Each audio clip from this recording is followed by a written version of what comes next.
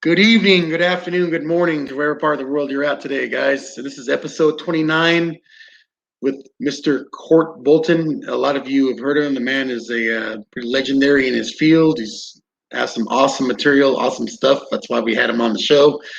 And today's video, an episode is going to be is pre-recorded. So unfortunately, you won't be able to leave any live comments. You'll have to do that later on the YouTube playback and some other stuff. But today's episode is a little somber one. It's one for analyzation. It's one for what can we learn from, and let me give you a little backstory of what we're going to be talking about and analyzing today. So on February 11th, here in the town of Las Cruces, New Mexico, where I live at, my hometown, we had an incident where an officer responded to a trespassing call on South Valley Boulevard, which is kind of a unsavory part of town around this area. If you're familiar with the Las Cruces area, he got responded to a trespassing call, and unfortunately, his life was taken by an assailant's needless kind of tragic thing that could happen. Not just the police officer, but happen to anybody that could have stumbled upon this incident. The incident happened right around the time the Super Bowl was going on, so it didn't get really a whole lot of notice until later on in the evening, and then around night they had some breaking news coming on. An officer was down. This is the first time an officer has been down in this town for, I believe, the last 3 or 4 years. They've never had an officer that was taken in the line of duty. This video, I want to make it clear, is not to bash the officer in any way. It's a time to reflect on lessons that could be learned. By Mr. Bolton is going to analyze this video. We're going to get his expert opinion, being a former Leo and being in the industry, and get his analyzation of the video.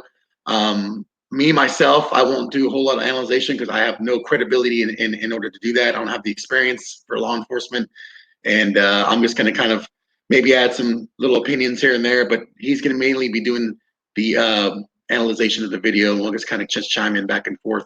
The video is graphic. It's about 1 minute and 7 seconds in length.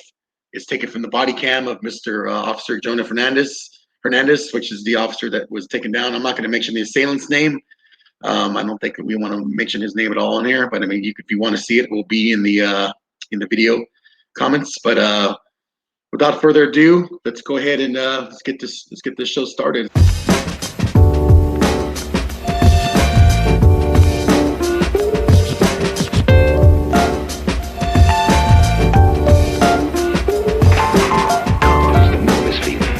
Good evening, sir. How you doing?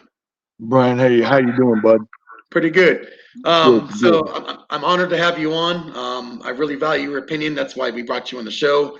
I couldn't think of anybody more qualified to bring an analyzation of this video and a breakdown than you, with your experience, being in law enforcement. Just before we start, I just want to kind of, for people who may not know you, but living under a rock, let's just go ahead and bring your experience up as law enforcement and all your other martial arts you've done. Let's see. I was in the Army. I was doing some stuff in the Army for about 10 years, multiple deployments there. I've been in the martial arts world since, oh goodness, it's been over 35 years. Been doing stuff in the martial arts world.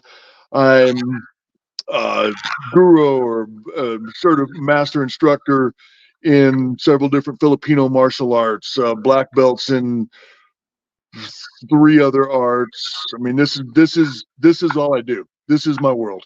I'm also canine handler, canine trainer, SWAT trainer. Been doing this for about the last 15 years. Okay. So that's what this is based on. And I teach this, I train this all over the country.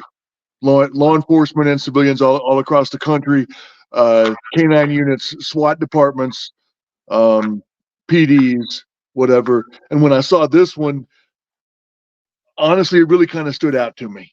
This one was really unnecessary, and this one really hurt me. Yeah, as everybody watches it, like when you watch the video, like I said, you've been warned, and unfortunately, this is reality. Invariably, the first thing I look at when it comes to these sorts of incidents are two things. One, what is the department use of force policy? And two, what does their training look like? Not just what is their training schedule, does it meet minimum standards, all that sort of thing, because everybody meets minimum post standards. That's a given. Okay. Rather, what I'm looking at is, does the training meet the culture that you're asking your officers to function in? Exactly. I have, from the friends I do have on the police department, from what they've told me, I've trained with one officer, and they're given basically the training around the academy. That's all that pretty much they're given.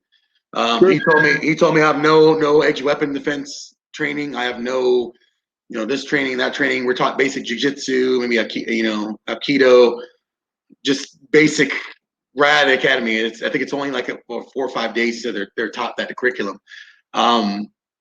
But he doesn't have a whole lot of stuff like that. And he was wanting to train with me, but unfortunately his schedule, it's kind of packed, Sure. But yeah, I have not got by any means an authority on the LCPD. What they have in the works. I know the police chief has came out and said that his basic solution from what the press conference was is, let's get rid of the homeless problem and we'll get rid of all these attacks. That's what the gist I've got out of it.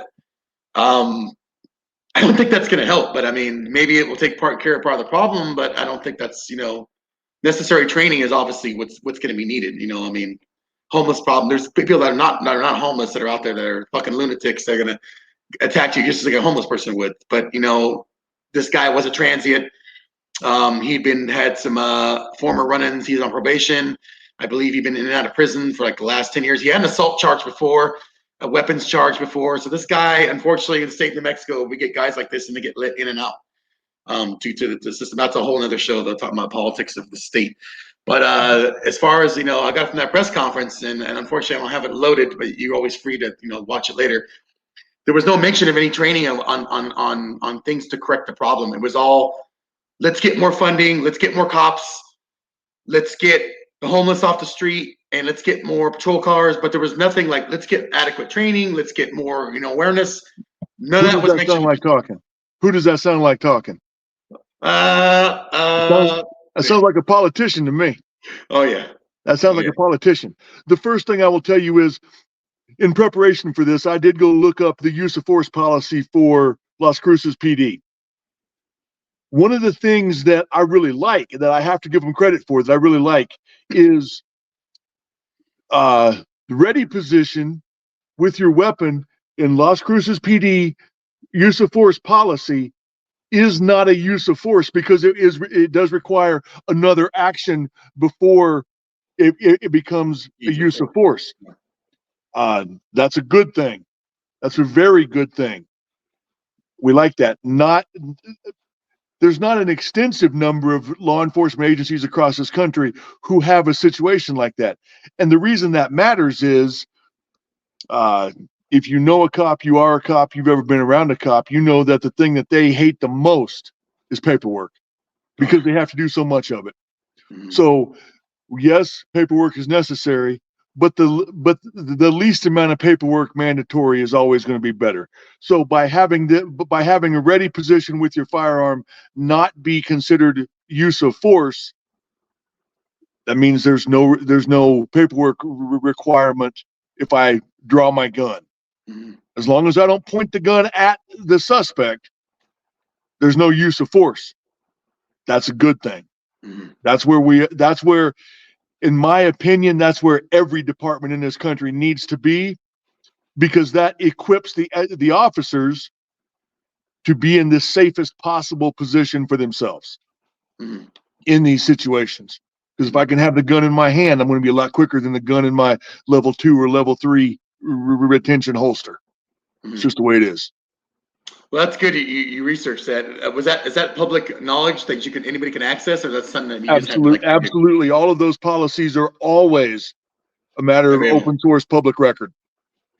Okay. So they have to be. Anybody's watching this that might want to research it himself, you guys can research it and then pull it up yourself to look. So yeah, like I said, I just was saying that, you know, we're just doing an analyzation of this video, and like I said, I want to warn people. I'm about to show the video here in about a minute or so. It is graphic. Unfortunately, it's reality. But we're going to do a good thorough analyzation. So I'm going to go ahead and drop us down and just get this video started, and then from start to finish what we got. So. Do you want me to stop you as we go along, or do you want to show the whole video and then we'll talk about it? I think we'll show the whole video, and then when we're done, you can do like the analyzation Sounds of it. good.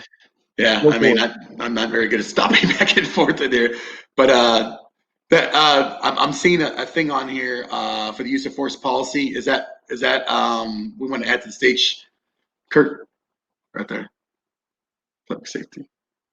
If you scroll down right there, it covers what I was just talking about for their use of force policy. Okay, I see it. Your use of force. Good stuff. Like I said, that will be available. If you guys want to see that later on, or you guys want to look it up yourself, we could do that. I'm gonna go ahead and get the video. For a while? What's up? This is your place? So you're the one who called? You're the one who called? I didn't call. Huh? I didn't call nobody. Oh,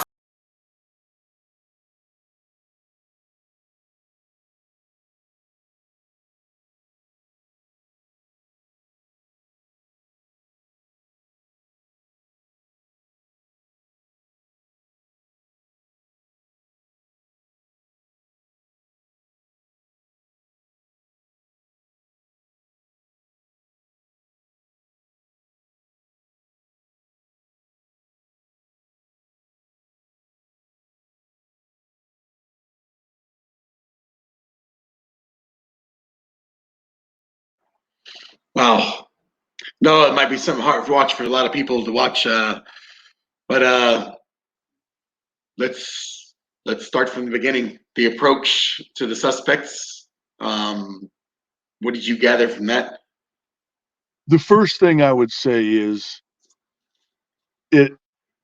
I would question if the officer had a clear understanding of what the use of force policy for his department is. Okay? That's number one. Number two, I would wonder, and we obviously don't know this without going through all of the procedures to get the information, but I would wonder how much information dispatch had on this case. Did they know who the individual was? Did they have any other information to give them? The thing I would say is the first thing I would say is this officer approached entirely too closely to the suspect, too close to the suspect. That's number one. Number two, if you notice watching the video, the suspect had the knife in the sheath in his left hand as he was standing there. And then as he approached, he brought his left hand to his right, drew the knife, and attacked. Okay? So we're going to say the officer approached too closely. So the officer approached the suspect rather than having the suspect, once the officer was on scene, should have called the suspect to him. For multiple reasons, call the suspect to him. Mm-hmm. Number one, and possibly primarily, if I'm on scene, I know that a suspect sees me and knows that I'm there and can clearly identify me. If I call a suspect to me or attempt to, and they refuse to respond, don't comply, whatever else, they're giving me an indication of where their mental state is and what's going to go on. Mm-hmm. So if I give verbal commands, suspect refuses to comply, okay, now that tells me where to proceed. That's number one. Number two, that gives me an opportunity to see what's happening and what's going on. Like they always say, look for the hands. Clear hands means I'm going home. Okay? Mm-hmm. So when you do approach a situation like this, if you ever have to, one of the first things that you should be doing is looking for the hands. Mm-hmm. Are they empty? Is there something in them? Are they nervous? Are they reaching for something, trying to hide the hands? Okay. All of those are going to be indicators. The hands quite possibly could be even more of an indicator than the eyes or the face. Mm-hmm. Okay. Like I said, when I look at this, the major thing that I see is a failure in training of this officer. This is absolutely a failure in training for the department. Mm-hmm. This is not a completely uncommon scenario to be dealing with in your state. If we're going to be honest about this, because of the population of your state, it's a pretty big knife culture. Oh yeah. Okay. Yep. That's the reality. And we can make all the statements we want about it's not right and we don't like it and it's whatever else. Mm-hmm. Profiling works. I'm gonna just say it. Profiling works. And by profiling, here's what I mean. How's the suspect acting? How do they look? What are they doing? Mm-hmm. Okay. That's the profiling that I'm looking at. Okay, because I don't care if they have a 4-leaf clover and a swastika and lightning bolts and 1488 tattooed on their neck, or if they have an X3 and XIV. I don't care. If they look a certain way, they're going to tell you what they are. Their intentions are. And that's just the reality. And when your life depends on the outcome of a situation, which the reality of the situation is every single time a law enforcement officer contacts someone, their life is in the balance. Mm-hmm. Okay. That's just the reality of the situation. Whether we want to talk about it or address it or not, that's the truth of the matter. Mm-hmm. I'm gonna pull up another video from another angle. Mm-hmm. Tuhan Jared Wahongi had on this page. I'm gonna pull that video up so you can see from I think it's a building camera, security camera. Absolutely it is.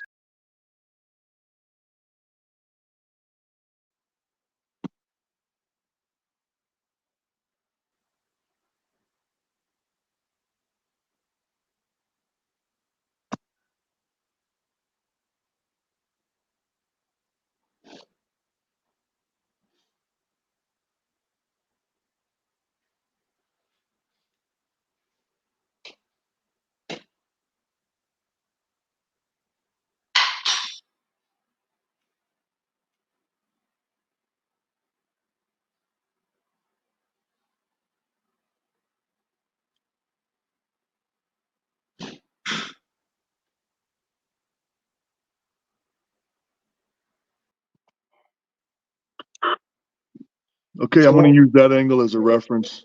Okay. What can you tell us about that from seeing from that angle now? The corner of that white fence closest to where that officer began his approach from Mm-hmm. was as close as that officer should have approached, in my opinion. Mm-hmm. And the reason I say that is plenty close enough to let the suspect identify him, know who's there, whatever. Okay? Mm-hmm. But it keeps a distance between the suspect and the officer until the officer can adequately identify the situation and understand what's going on. Mm-hmm.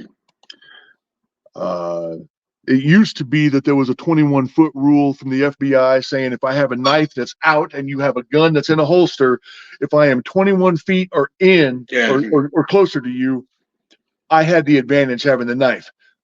Well, that has, over the last several years, that's been expanded to 28 feet now. Wow. I didn't know that. Here's the reality of the situation. Everybody thinks a gun solves all the problem. A gun, truly, if we understand the anatomy of and the effect of these situations, a gun, a firearm, a bullet fired from a firearm incapacitates an attacker, an assailant, a suspect, a person in almost the exact same way that a knife does. Mm-hmm.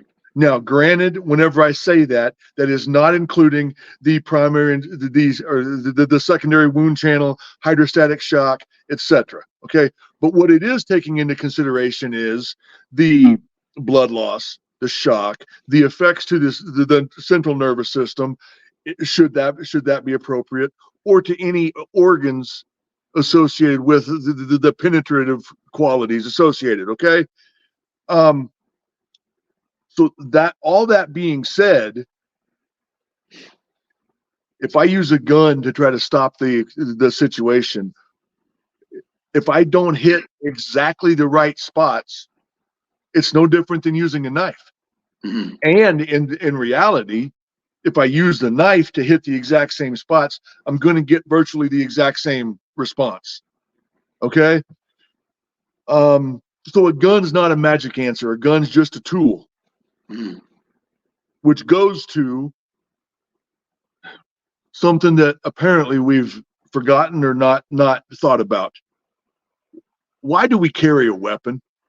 Whether we're an officer enforcing the law, we're a private civilian defending ourselves and other law-abiding citizens, or we're a service member in the military.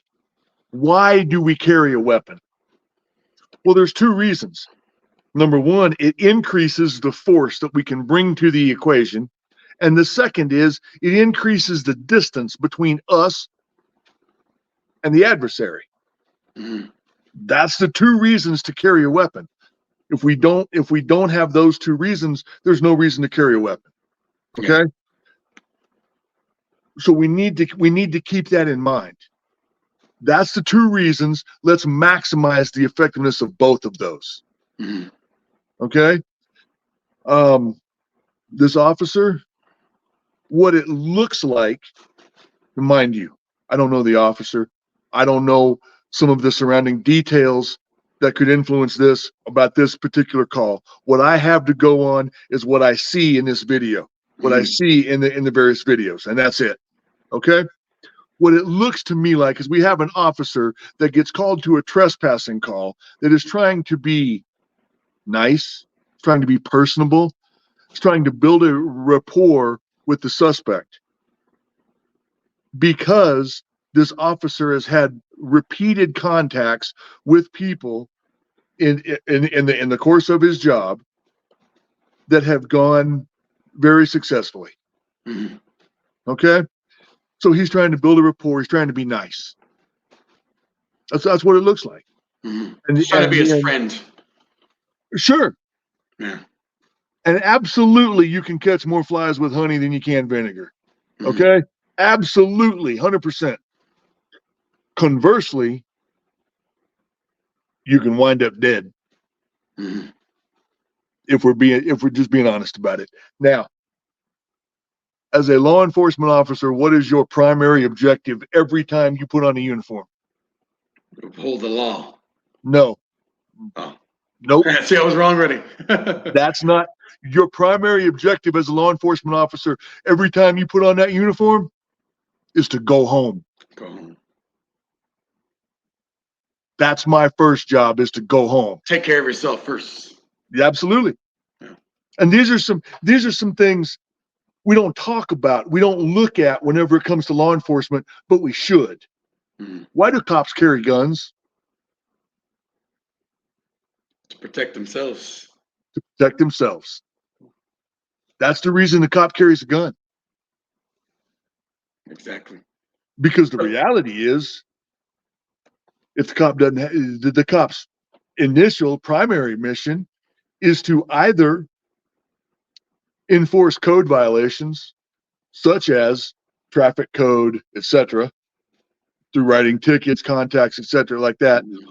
and or apprehend if we're dealing with state and lower law enforcement, because it's different when you deal with federal law enforcement. The process of this is different, but at a state and local level, almost always,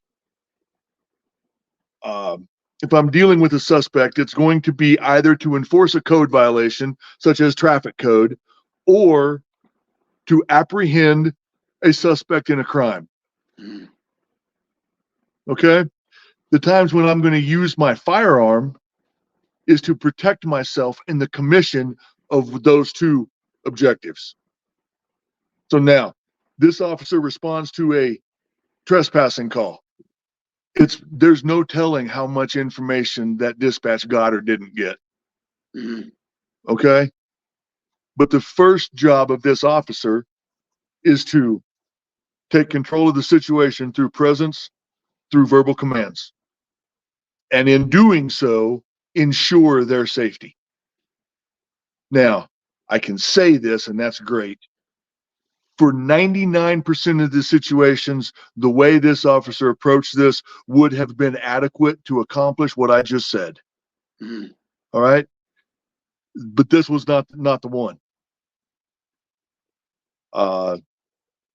Now, the reality says anytime there is any threat or possible or perceived threat to my life as the officer, my safety, my well-being, my life as the officer,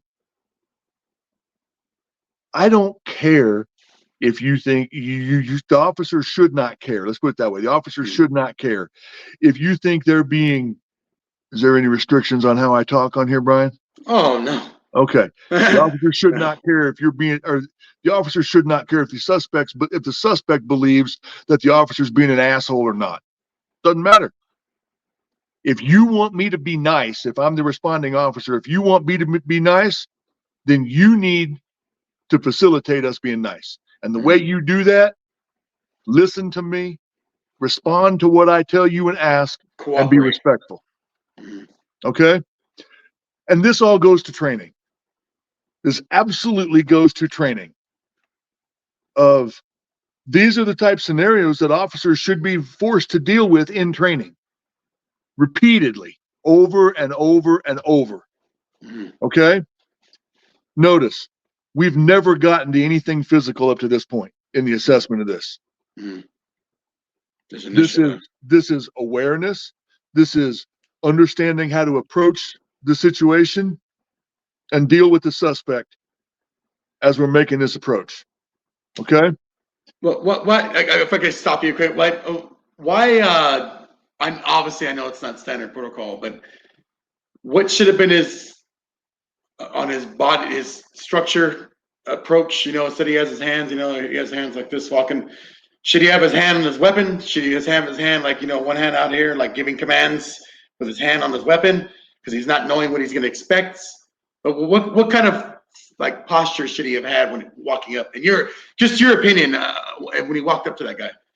As I'm approaching the situation, sure, I can have my hands on my vest. I can have my hands in a very non-combative position, whatever that may be. So I'm comfortable with it at first. But as I'm approaching, I'm going to be verbally contacting the suspect. Hey man, how you doing? I'm Officer so-and-so, whatever. Can I get you to step over here? So I'm talking. I'm contacting the suspect. I'm talking.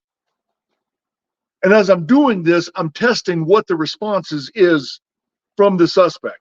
Now, if I ask you once or twice to step over here, to come to me, show me your hands, some of those kind of things, and I don't get a response, or I don't get the response that I'm asking for, well, now I'm going to escalate my body language to meet this. If I ask you once or twice to step over here to me or show me your hands and you don't respond, my hand's immediately going to go to my gun.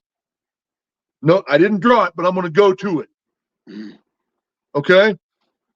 I'm escalating. It's minute, but I'm escalating. Now, are you going to respond or not? If I have a use of force policy similar to Las Cruces PD does, if on the second or third request to move, you don't respond, show me your hands, move towards me, something like that, the gun's coming out and I'm going to a ready position. Why? Because if I have the gun here, pointed down aimed down at the ground, but the gun's in my hand and here, it's a whole lot easier for me to get up and get it on target than if it's in my level 2 or level 3 retention holster. Okay? And honestly, this is something that we need to convey to people. The suspect can stop this. If I'm trained appropriately as a cop and confident in my abilities, the suspect can stop this at any time. The way the suspect stops this is just comply. Cooperation. Just listen to what I'm saying. Walk towards me and show me your hands. Come here, let me see your hands. That's it. That's all I'm asking for. Mm-hmm. Okay? Very simple. Very reasonable. Now, we've gone through all this approach, assessment, all of that. Mm-hmm. Once the officer gets within what appears to be about 10 feet of the suspect, that's when you see the suspect jerk the knife out of the sheath and come at him. Okay? That's where everything, well, at that point, the last thing in the world we need to do at that point is reach for our gun. Mm-hmm. This once again goes to training. Mm-hmm. Why do I say the last thing we need to do is go to our gun? I have a lethal threat advancing on me at a high rate of speed. I have to deal with that. I have to honor the threat. I have to deal with it. And I have to create what I refer to as a tactical pause that allows me to get to a tool to deal with what the situation is. Okay? Some of that needs to be footwork. I got to move Maneuvering. laterally. What I saw this officer do is whenever he realized what was going on, he tried to move straight back. Backpedal, huh? Well, if your name's not Daryl Green or Deion Sanders or some of these guys, you can't move backwards as fast as I can move forwards. Mm-hmm. That's just the reality. But what we can do is we can move laterally. We can make them alter their route. We can move using our feet. We can move. Okay? We have to do that. And we have to attack the attack. Mm-hmm. You have to meet the threat head on. We have to attack the attack, because the only way that we can get what we have to do is we have to get their brain assessing what's going on through an attack, rather than what they're set on, which is You're gonna plunging run the knife, which because they feel they have the upper when hand. we look at the way this guy pulled the knife, sheath in the left hand, reached and grabbed it with his right, separated in what we call a saber, hammer, sock grip on the knife. Okay? Unless you are highly, highly trained, when I grip the knife like this, I'm not going to attack any higher than here. Mm-hmm. The attack is going to be this down. Okay? And invariably, the higher it is, the greater chance is going to be just a thrust. Anything like this, slashing is difficult down here. It's a thrust. So I'm trying to do a stab with this when I grab it like this. Mm-hmm. We need to know how to deal with this. We do. Yeah. From when I gathered the report, I think they said he had a kitchen knife. I'm not sure. I have to go look in there again. They said he had like a 12-inch chef knife or something like that. He might have. Which is fine. I'm going to show you something. You see this right here? Little shank. No. Look at something. I want you to see something.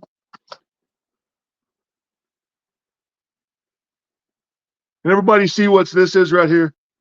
Yeah, it's like a little paring knife. This is a $5 paring knife that you can Yeah. buy at any grocery store. Mm-hmm. You see this right here? Mm-hmm. With some duct tape, a little bit of 100-mile-an-hour cord, 550 cord, some duct tape, 100-mile-an-hour tape, and some rubber bands. I took this right here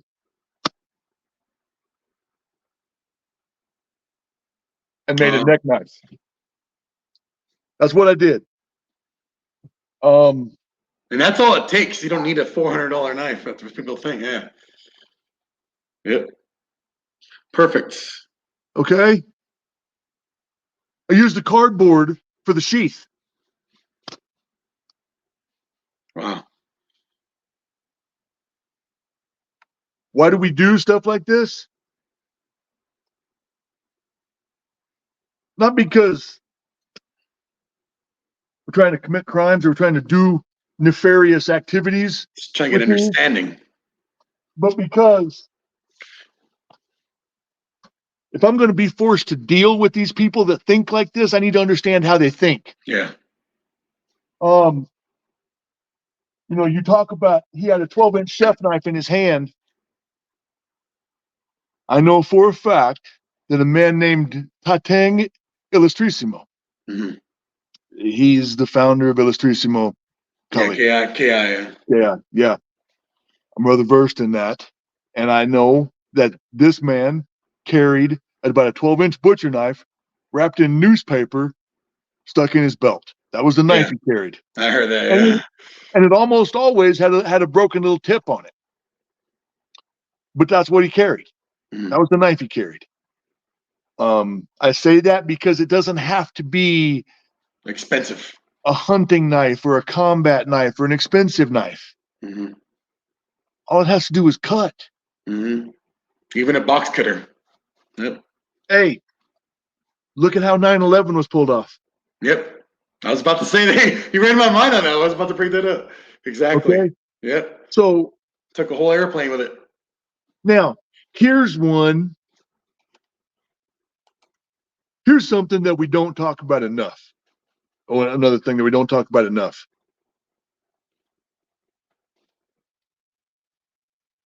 Why do we not require a higher level of physical fitness standards for our law enforcement? I was about to ask I know that the too. answer. I know the answer. That's a rhetorical question, Mhm. but it's a valuable question. Mhm. We require physical fitness when they're in the academy. Yep. Now, And if you've been out of the academy a year, 5 years, 10 years, 20 years, you don't have anything. it's gone out the door, huh?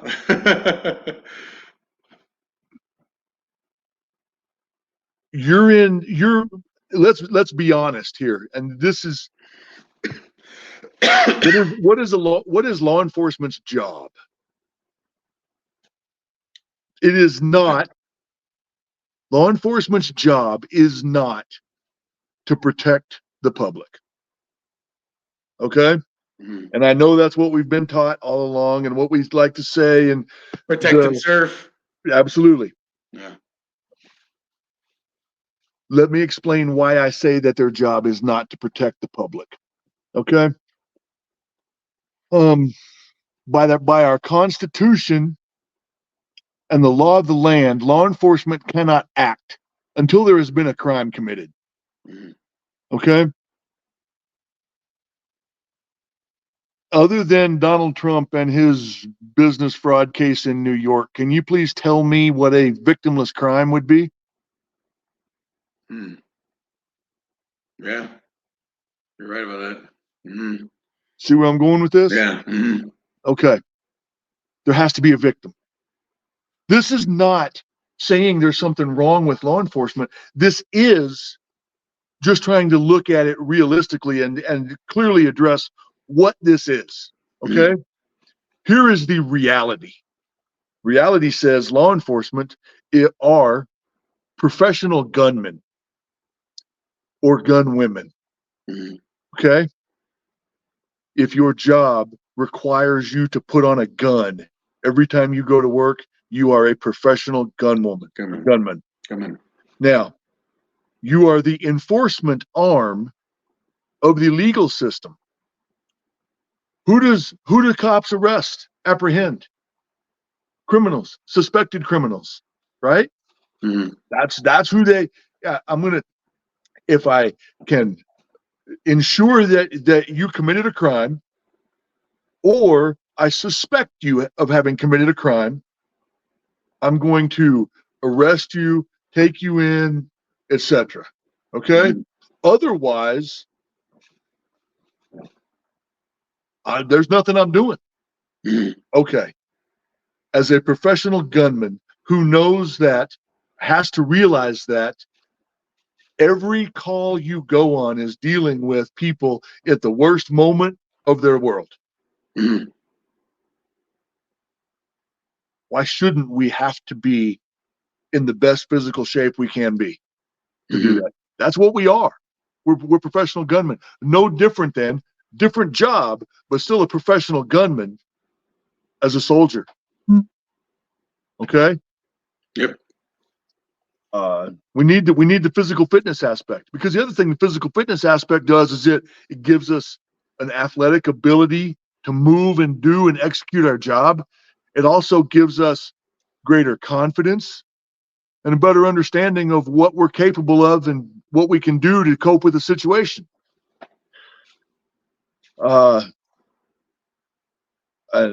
Notice all of this goes to training. Mhm. What is the training? Now, I'm going to also submit that every single agency needs to have approximately an additional 1/3 officers assigned to them. The reason that they need to have that is for a proper training schedule, so I can have people in being trained and cover my responsibilities. Okay? That's one guy's opinion. That's all that is. Based on my experience, that's my opinion, is we need to have more in each department. And honestly, in so many places nowadays, I can tell you places all across this country where they don't have enough cops to even do what they're responsible for right now. Oh yeah, there's a big shortage here. The LCPD has a big shortage of police officers right now. They're begging people to come here. Houston, Texas is turning over police cruisers to private citizens for them to patrol cities and neighborhoods in Houston and the surrounding areas at night. Hartford, Connecticut is having armed citizens patrol their neighborhoods there. My area where I live here in Colorado, we just got a notice from the sheriff's department that they're so understaffed and underfunded that they had to pull 16 plus deputies, to include animal control deputies, in to maintain the jail as their primary responsibility is to maintain the jail. So they weren't going to be responding to calls. Damn. So if you needed to make a report, you can call their enhanced telephone system and make a report that way. So I mean, obviously, videos like this doesn't help the cause for recruitment. I mean, the comments I seen when this was posted, people were like, fuck that. I don't want to be a cop. I don't want to do that shit. Like, these guys put their life on line for $17 an hour, $18 an hour. It's not worth it. You know what I mean? And I think when shit like this comes out, people don't want to do it. Like, my son was interested in being a police officer about 2 years ago. And after he watched a couple of videos like last year and now this video, he's like, I don't want to do that shit. I want to die. You know what I mean? It's like, so it's getting in people's heads now. Like, they're winning. Criminals are winning. And people are like, don't want to do it. Not for the amount of pay, not for, this, not, they just don't want to do it. Without getting too high up on a soapbox anywhere, I just have one question. Mm-hmm. Are the criminals winning or are the politicians winning? Politicians and if because they're letting them out. And if it is politicians getting the votes, then if you don't like where things are going as a citizen, you have the right to vote in. Are you using your vote to change things? Yeah. Mm-hmm. Okay. I think that's the best way to say it, and the way that we should leave it. Mm-hmm. This is an unfortunate occurrence that now this individual's family is left to try to cope with this and pick up the pieces. And I'm going to go back to this and keep harping on it, because leadership in this department did not provide and require more training to more effectively equip this officer to deal with these situations. This is where we stand. I am an absolute believer in a tenant that was beat into us in the military, in the Army. And that is, you can delegate authority as a leadership. You can delegate authority, but you can never delegate responsibility. So if anything bad happens, if anything like this occurs, is the responsibility of leadership.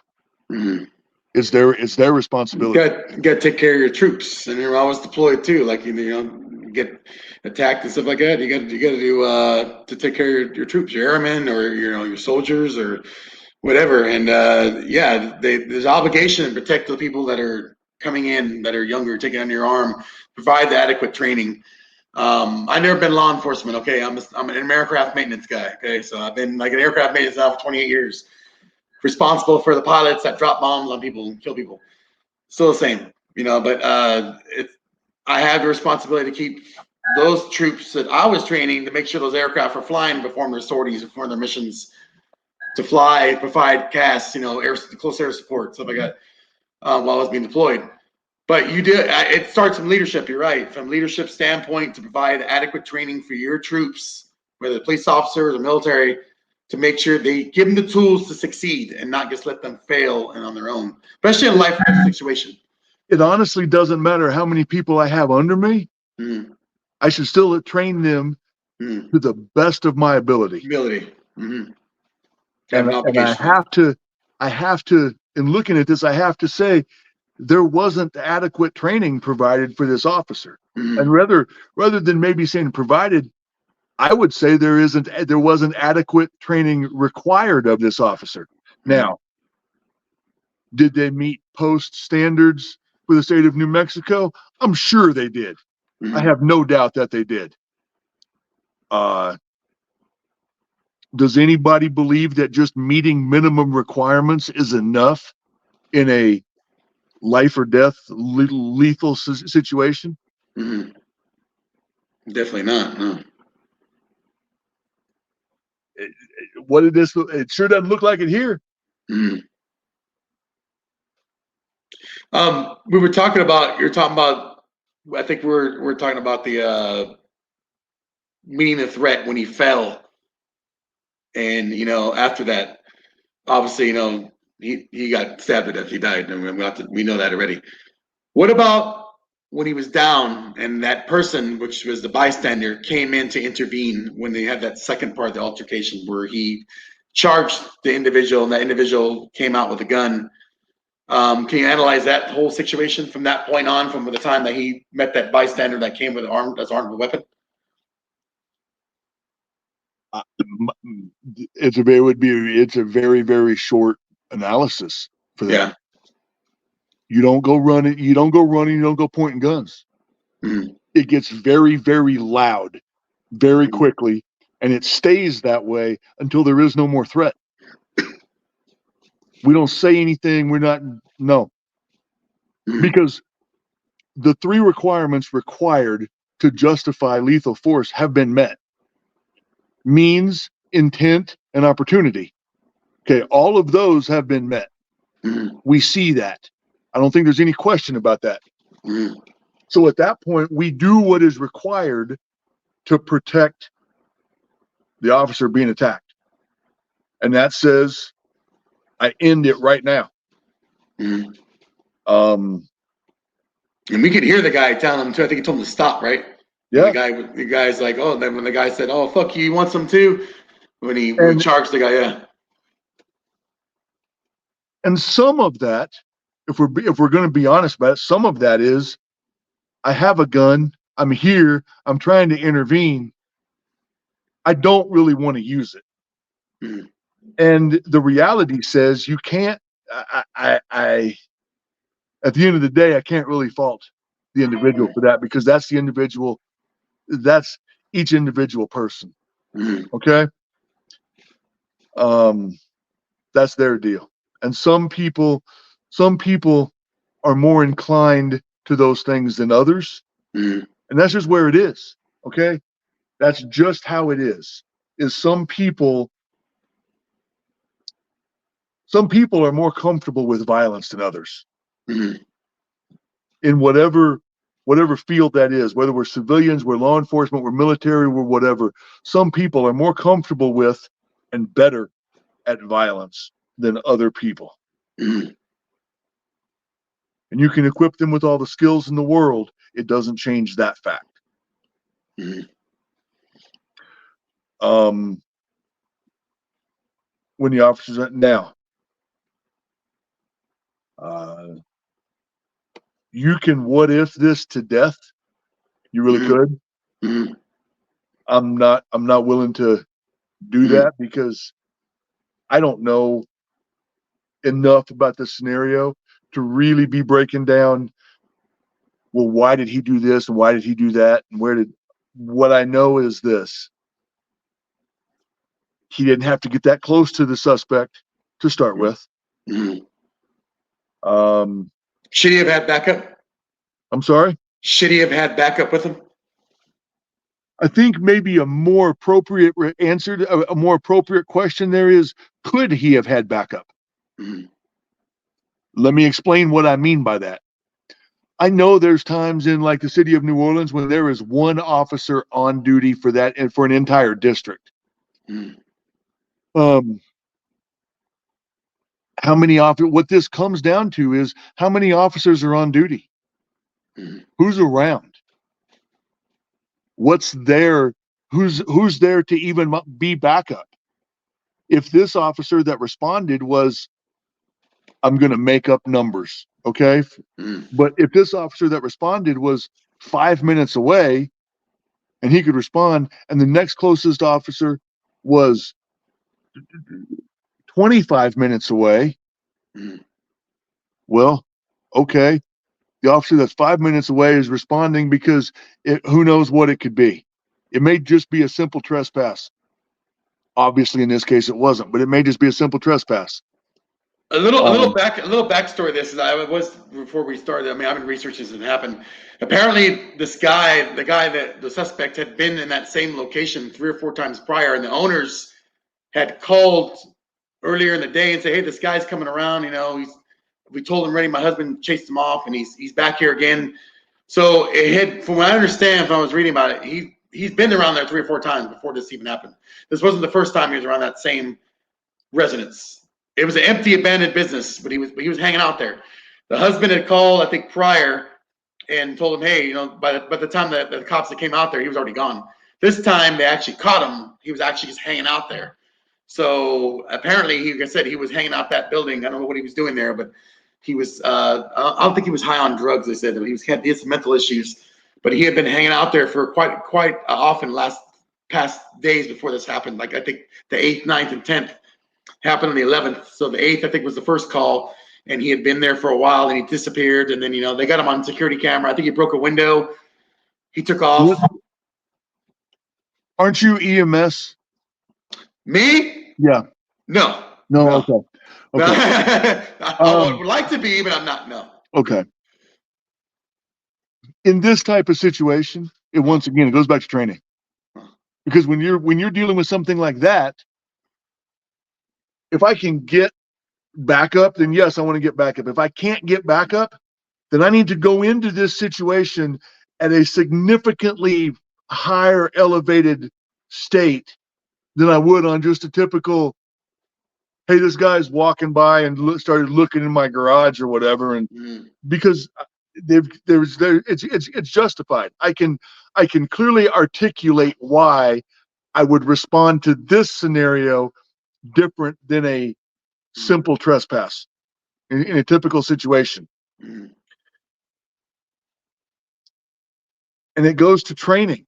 I cannot stress this enough. It goes to training. Okay?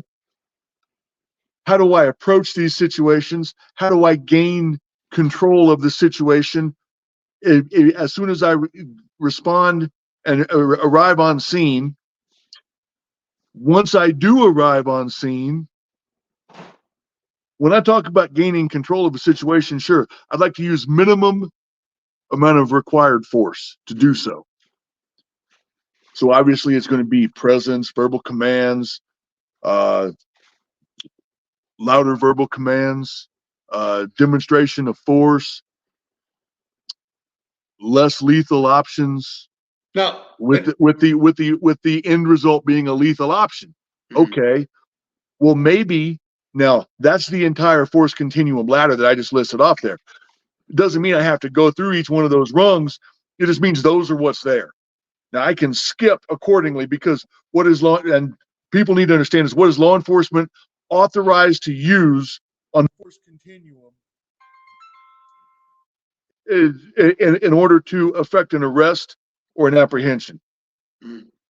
They're authorized one level of force above whatever the suspect is using.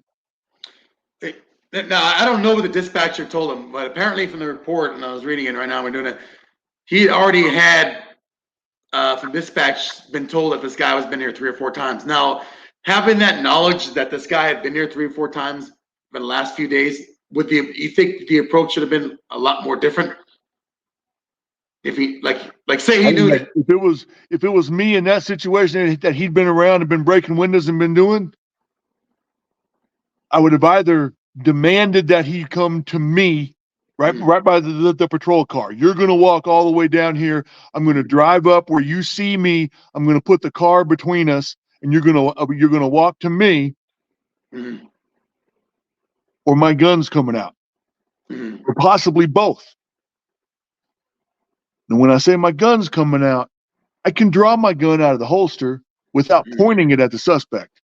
I can have it at that ready position, low ready, high ready, whatever. I can have it at one of those ready positions, have the gun in my hand. As soon as I see a knife, yeah, I may give commands. I may give a couple commands, drop the knife, drop the knife, drop the knife, bang, bang, bang. It can be just that quick, because as we see here, the attack with the knife is just that quick. Yeah. It was seconds, like a 2 or 3 seconds. Yeah. We forget how quick these things happen with intention. Okay. Whether we like to admit it or not, we like to see it or not, there is only one adequate response to stop intentioned violence. There's only one. And that is more effective violence. Okay? Who's more skilled and who's better, right? That's some, but that's not really what I'm talking about. What I'm talking about is who is the most committed to ending the situation, at which that supersedes. Okay, in the military, we'll talk about the 3 elements to succeeding in any mission. It's going to be speed, surprise, and violence of action. But at the end of the day, it's violence of action. Speed, surprise, all that stuff can go out the window. Violence of action will win the day. So when it starts, I must be more violent than the other guy to stop the situation. And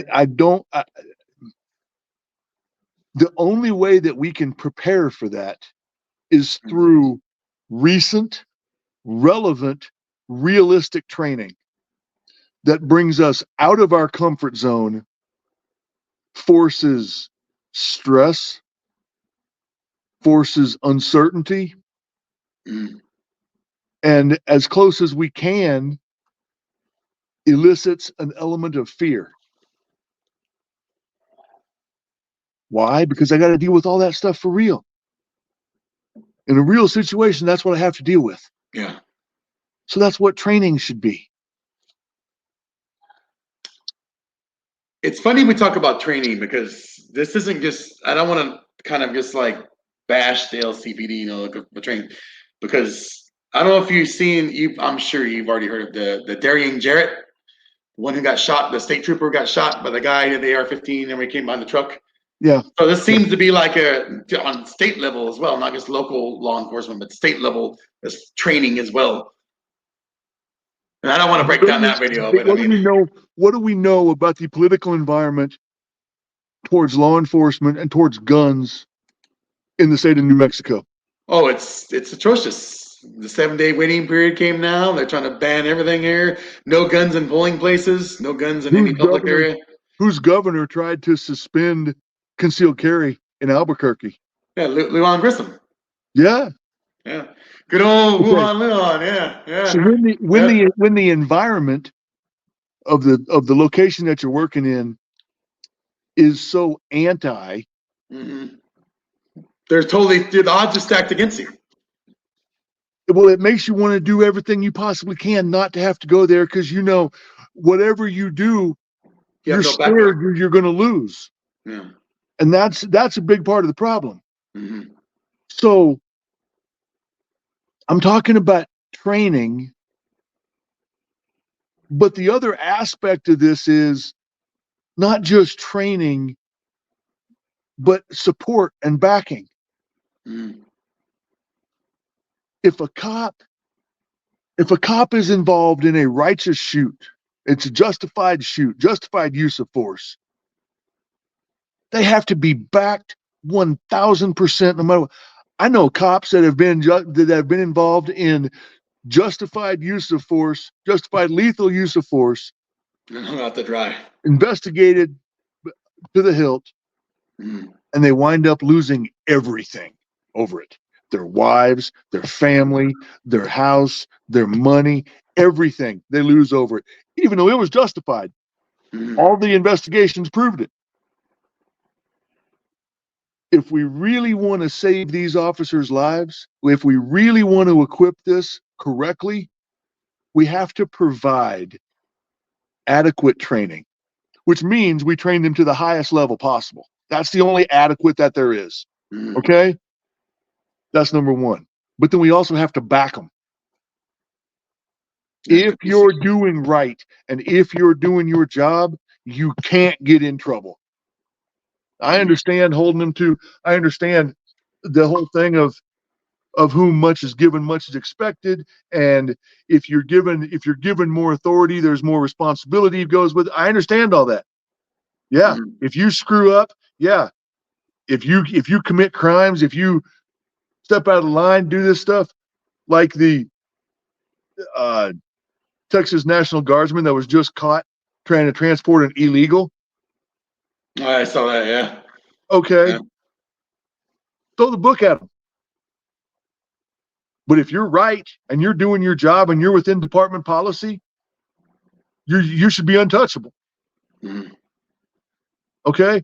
And the problem is, that's not where we stand. That's not where we are. Mm-hmm. That's not where we are. Cops are worried that even if they do everything right, they're not trained very well. And even if they do everything right, what are they going to be subjected to civilly? Mm-hmm. Possibly even criminally, but especially civilly. Mm-hmm. We can't put people in these positions because this is a no-win situation. Imagine what doctors would do if they knew that if they screwed up or they didn't get everything exactly right, they could be sued for everything that they have and possibly go to jail. Yeah, malpractice suit. What would a doctor do? A doctor would hesitate to diagnose anything and would hesitate to treat anything, no matter what it was. For fear of retribution, fear of losing everything. Absolutely. Yeah. But we have no problem putting officers who aren't paid very well, they're paid nowhere near as well as a doctor, Oh, yeah. in situations where they receive, honestly, from a lethal force situation, a lot of times concealed carry holders are trained better, or at least equal to, the law enforcement officer that's put in those situations and asked to respond to them and deal with them. Mm-hmm. Okay? The other thing that we have to keep in mind is, if we don't do something to prepare our officers, we're going to get officers that are going to take, I don't know if you've heard this or if you've heard about this or not, but the Supreme Court ruled that law enforcement does not have a duty to act. Yeah, I've heard that. Yeah. Okay? Mm-hmm. That's why all of these police officers that have not gone into schools during the school shootings and they've not responded, they've not acted or anything. That's why nothing has been done to them. Nothing can be done to them because they don't have a duty to act. Okay. Well, now, if we don't take care of our officers and we don't prepare them and equip them to deal with the situations, how much longer are we going to have officers do anything besides respond and just watch and take notes? Be too afraid to act for fear of getting in. Absolutely too afraid to act. Yeah. Why should I? Yeah. Why should you? Yeah, they're going to feel like, why should I put my ass on line for you? I'm just going to get in trouble for it. I'm doing the right thing to preserve the law, trying to hold law, trying to help you out, but then I'm going to get punished for it at the same time when I leave. Why should I put my life on the line to help you when I get minimal training, not very good pay? Oh, no. And stand to lose everything based on the outcome of this situation. That's what I was talking about. People that want to join the like I said, I was talking to my son, and people want to join the department. I mean, I think the starting pay at the academy is like $30,000 a year. I think that's what it is here in Las Cruces anyway. Like people go to the academy, nobody wants to do it. Nobody wants to do it. Who wants to get a job like that making $32,000 a year?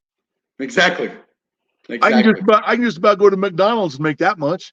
Exactly, and you're not even putting your fucking life on the line like these guys are. Yeah, the worst thing that might happen there is I might get burned. Yeah, in the fryer from the grill. Okay. Some hot coffee in your lap. Yeah.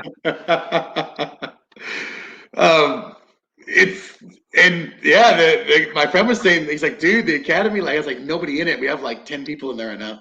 Like nobody wants to do it. Nobody wants to join. Yeah, exactly. Why should they? Why would they? Yeah, exactly. Now, let's go to this situation. Who's responsible for our safety? We are. We're responsible for keeping ourselves safe. We have to be. We're the only ones that can be. Mm-hmm. Where does that start? It starts with physical. Are we in shape? Are you physically capable of doing what's necessary to protect yourself or your loved ones? That's number one.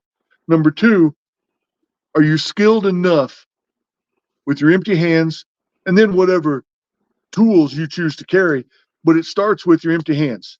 Mm-hmm. Do I understand how to be aware? Do I understand how to identify pre-violence indicators?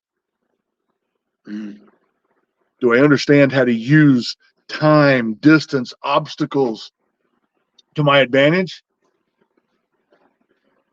Do I understand how to use my hands? Am I skilled with my hands like this? Okay. I understand everybody wants to use a gun. The gun's the magic thing, and we're going to carry a gun. I'll just shoot him. Yeah. I'll just shoot him. Somebody, it's funny you mentioned that. I do believe this officer had a gun on him, didn't he? Yeah. Someone just told me that yesterday. They're like, why do you teach it? Why do you teach that stuff? It's a waste of time. Like, if someone comes towards me and my wife, we're both armed. We got a 38 in the ankle, and we have a 9mm 43X right here. Like, I'm taking them out. I'm not fucking around. Mm-hmm. I'm not wasting my time punching like you are. Okay, man. Yeah. Okay. Sure. For me to use lethal force, as we see in this scenario, for me to use lethal force, there must be lethal force involved in the scenario. Mm-hmm. If there is lethal force involved in the scenario, I have to honor the threat first. Mm-hmm. What I mean, I keep saying that. What I mean by honor the threat is I have to do something to deal with that threat. Mm-hmm. And in doing so, then if I can create a tactical pause that allows me to get to my tools to equalize the amount of force that we're both bringing to the situation. Okay? The only way I can do that is if I'm that skilled. Even this officer proved that. It's got to be with the hands first.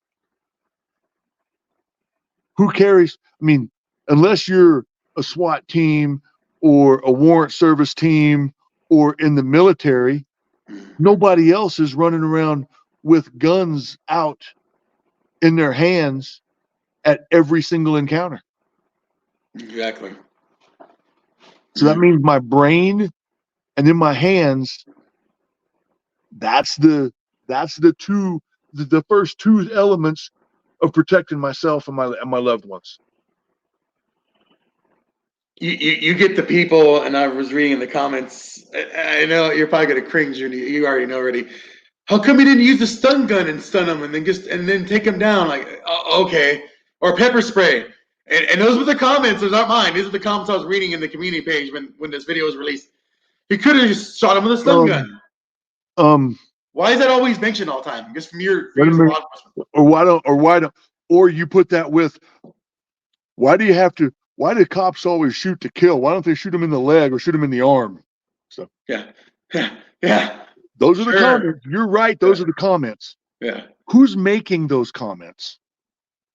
Uninformed community people who have no idea of anything. It's people who the closest thing to violence they have ever encountered is watching Jason Bourne on TV. Mm-hmm. Okay? And I hate to say this, most of it were men. A lot of the women were like, "You should have killed the son of a bitch." Most of the men were saying that. 90% of men in this country that think they can fight can't fight. Can't. Okay? I took wrestling in high school. That's all I hear all the time. Well, I took wrestling in high school. How old are you now? 52. Oh, okay. Yeah. Yeah. Yeah, I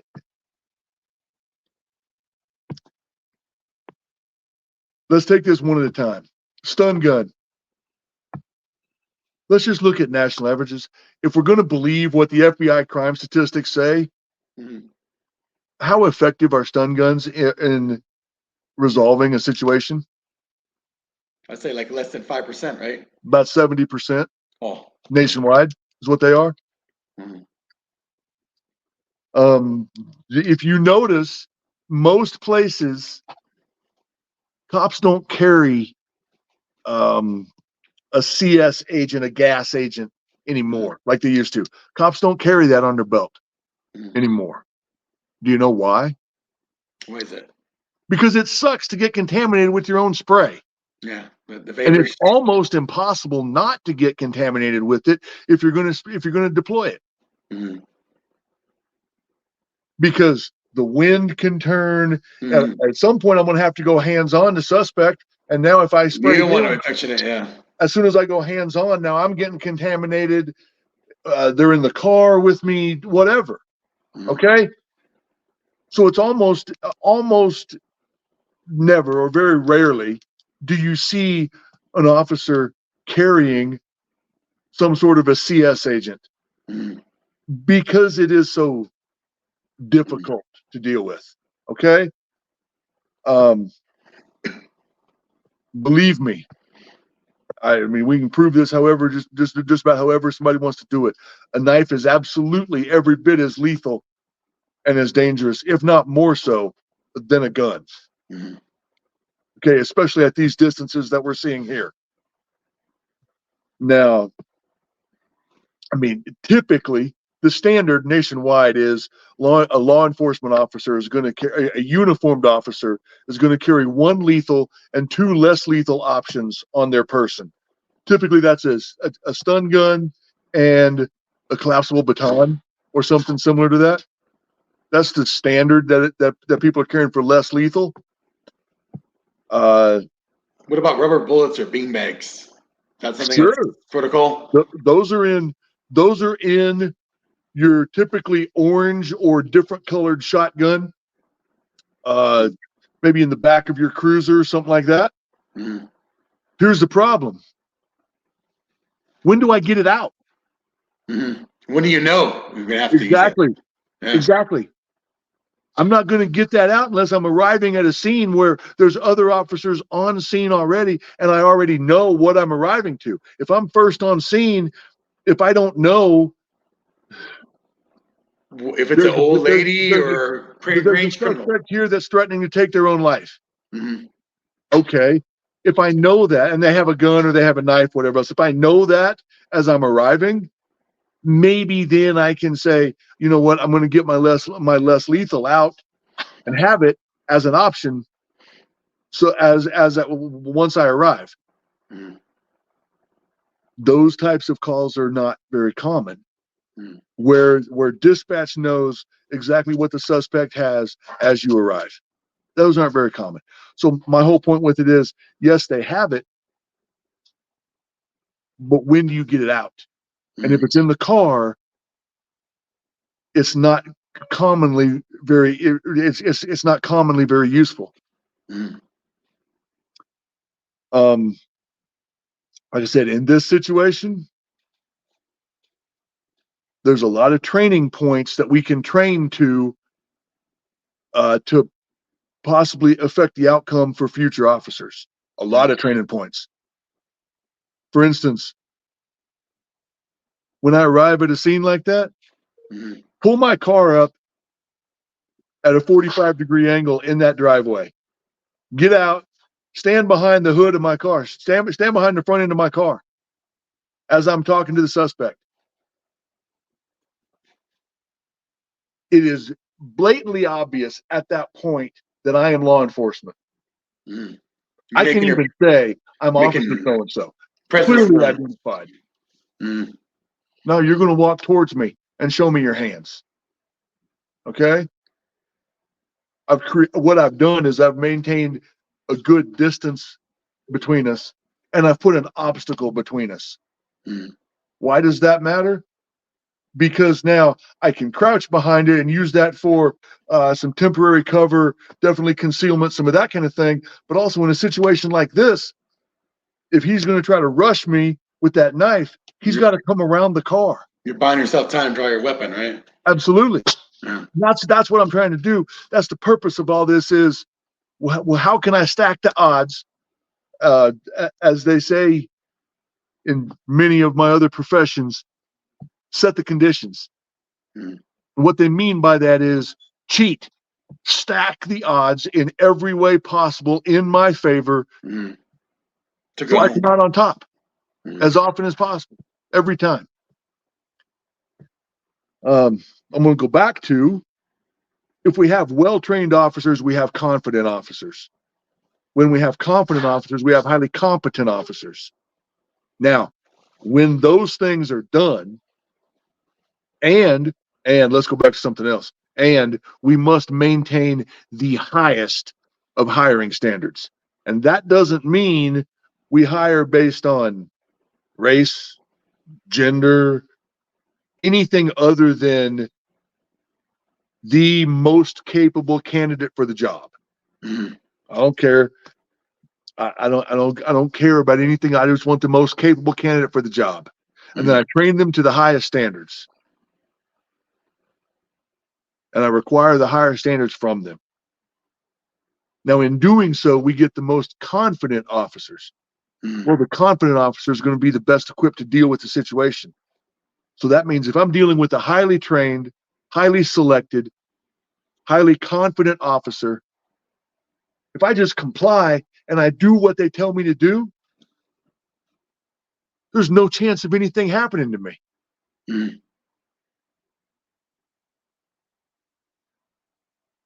And that was a good thing. Everything that you said was on point. Like you want to make sure at the end of the day you're just giving every means possible to go home to your family. And I don't know. I guess trip out in the video because I show people that even like non-cops are like, why is the guy so nonchalant? You know, like he's walking up to this dude like, hey man, you know, and I just tell him like, I don't know, maybe it was the Super Bowl Sunday. You know, I don't know if that had anything to do with it. It's 6 p.m. at night. It's Super Bowl Sunday. The game's starting. Maybe he's like, oh, I'm not ready to get off shift right now. You know, like I'm sure you can justify that through saying that you're using de-escalation techniques of trying to keep the situation calm, and I don't want to incite things and all that kind of stuff. There's a fine line between using the minimum force necessary and then using the minimum force necessary. Okay. If I'm going to be nonchalant and cool about, hey, dude, hey, man, how you doing? Let me talk to you just a second. Come over here. Let me talk to you. Mhm. I can do that as long as I've stacked the odds in my favor Mhm. with this. You know, if I'm standing behind the hood of my car, where the front end of my car is between myself and the suspect, and I have my pistol in my hand, it may be behind my leg. I have my gun behind my hand. I'm using behind my leg. I'm using my left hand and left arm to give commands along with verbal commands. I'm watching what is the suspect doing? Where's the hands? What's there? Whatever else. I can be real nice verbally. Mhm. I can seem very non-confrontational in my posture and in my body language, Mhm. because I've created a situation where it is very easy for me to escalate as needed should that be required. Yeah.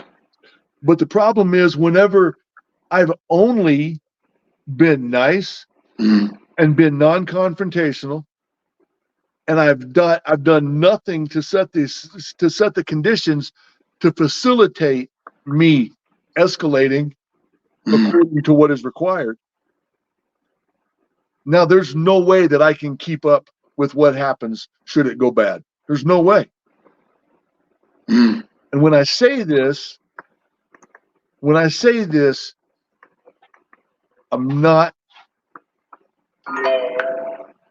not saying this specifically about this officer. What I'm saying is the training must prepare these officers and demonstrate to these officers what needs to happen. And it's not just training, but it's also supervision. So I train these officers to a certain standard. Well, then my sergeants, my lieutenants, my whatever else, they need to be out in the field, and they need to be watching. They Mhm. need to be supervising. You've been trained to a certain standard. Now we're going to supervise and ensure that you perform to that standard. Both setting the conditions to ensure your safety and your success, and treating the public in the most respectful way possible, given the scenario that you're put in. But what I'm saying, what I was talking about earlier, you think that might have contributed to his posture? Because, like I said, in the shift, Super Bowl Sunday, probably being called on the same call in other parts of town that same day. Oh, it's probably just some guy, some bum in there, So to go over here and just tell him, You know the get out of biggest here. thing that I noticed with that, what it looked to me like was, Mhm. you're dealing with an officer that was not used to dealing with violent encounters. Mhm. I think he'd only been on the force for 2 years, they said. So you're dealing with an officer that was not used to dealing with violent encounters, violent suspects. Mhm. Whether that's because he hadn't been on the force very long, whether that's because the district that he was assigned to didn't have very many of those.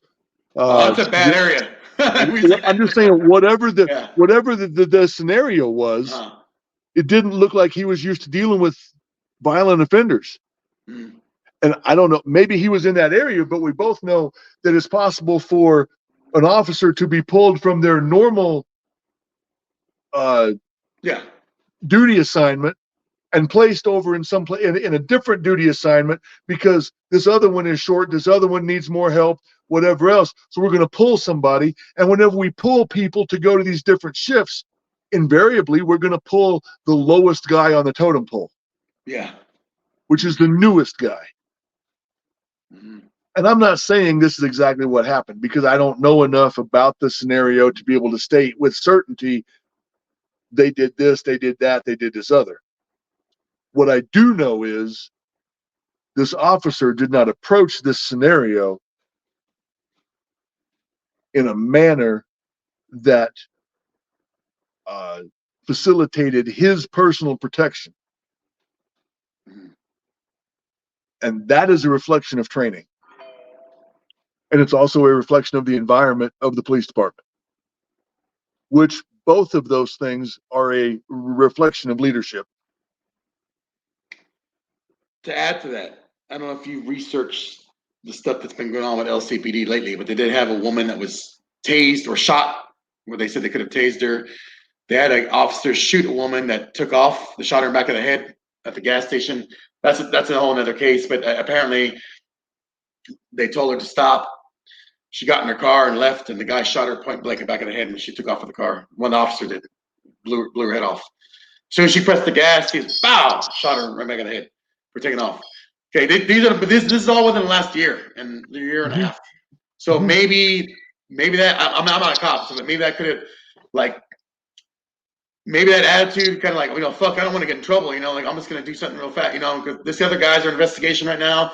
We had one guy do the carotid choke. I don't know if you saw that one. He held that guy in the carotid choke. He held him there for about 5 minutes, so the guy died.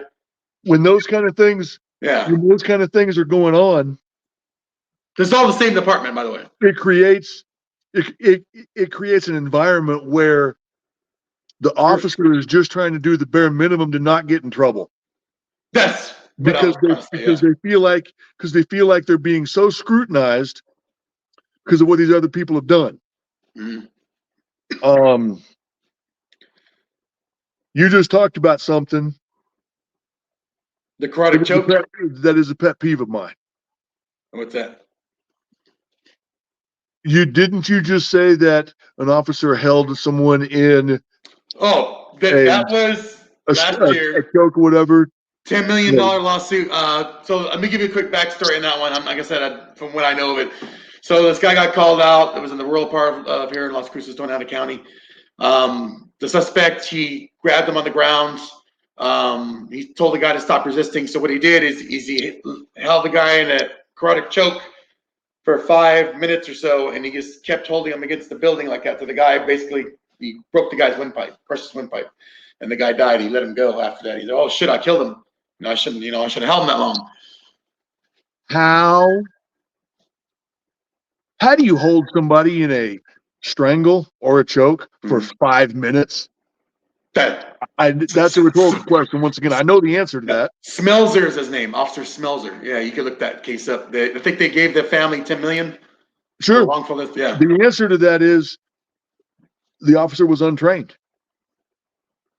Because if you've ever choked somebody unconscious, you know exactly the moment that happens, the moment that it happens, when they go out, Yeah, their body. Because you can feel it everywhere. You feel their entire body go limp. Everything changes. And they quit fighting. Whether it's a strangle or a choke, okay, they quit fighting. They quit resisting in any way. And everything goes limp. You know that. I will say, in my opinion, a carotid restraint, a proper blood choke, however you want to phrase it, whatever term you want to put on it, when properly trained and properly executed, that's the caveat I got to put in this, is one of the safest suspect apprehension maneuvers or techniques that can ever be done. Ever.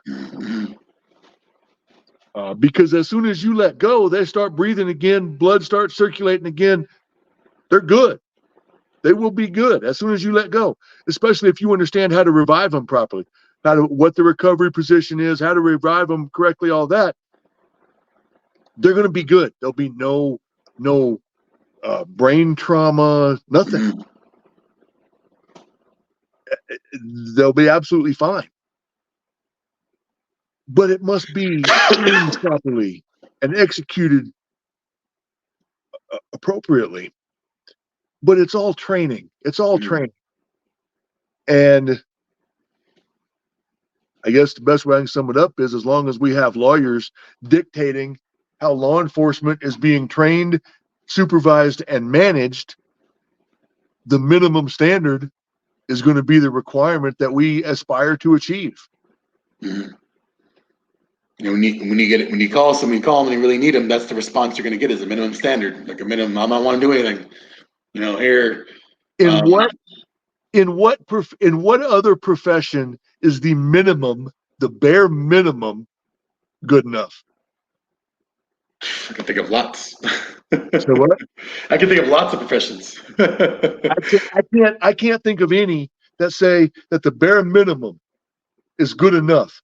I mean, if you're doing aircraft maintenance, you may say, yeah, just meeting the bare minimum is good enough. Mm. But what is the bare minimum? The bare minimum is typically, on most things, especially civilian aircraft, pretty high. Mm.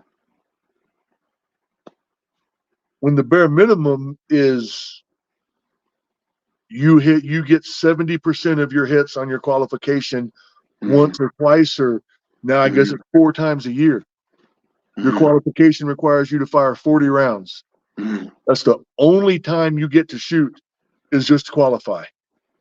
You go to the academy, our entire purpose is just to get you to meet the 70% requirement.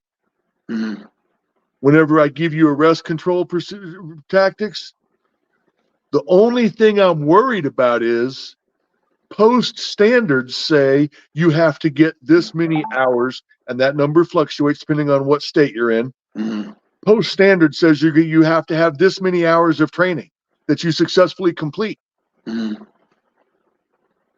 This is what there is no standard for concurrent training says you must have X number of hours of training each quarter in concert with post standards. Well, maybe my training this quarter is DEI training. Maybe my training this quarter is court testimony and report writing. Do you see where I'm going with this? Yeah. There's a lot of things, and we're just worried about meeting minimum standards. And as the leadership of a department, whether it's a police department, a sheriff's department, a highway patrol, whatever, I have a requirement from my constituents, whatever level that is, of having so much law enforcement on, or so many people staffing these different jurisdictions, these different elements at certain times. That's my priority. I got to get these people out here. I got to get this many people in these locations. If I can't, I have to be able to justify why I couldn't do it. And typically that's got to be because I don't have the bodies. I had everybody that I have out, and this is all I have. From a leadership perspective, that's how they look at it.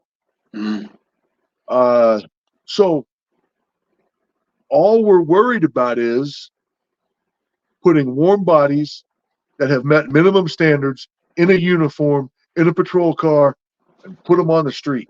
That's what I was saying, going to the academy when they said they'd learn only the basic stuff in there in a couple, like a month or so, 2 months, and then they're on the street, like you said.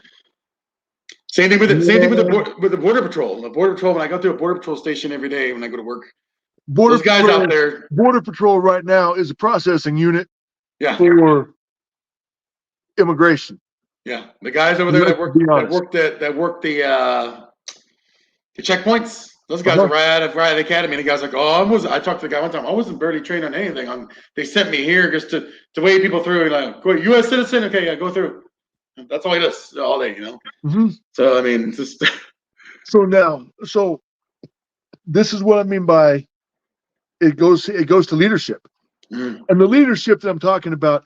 I'm sure right now, if you went to your law enforcement agency's leadership, whatever level that was, local police, county sheriff, state, whatever level that was, if you went to that leadership and confronted them about these things that I'm saying, you can rest assured that you're going to get one of two responses, and typically both commingled.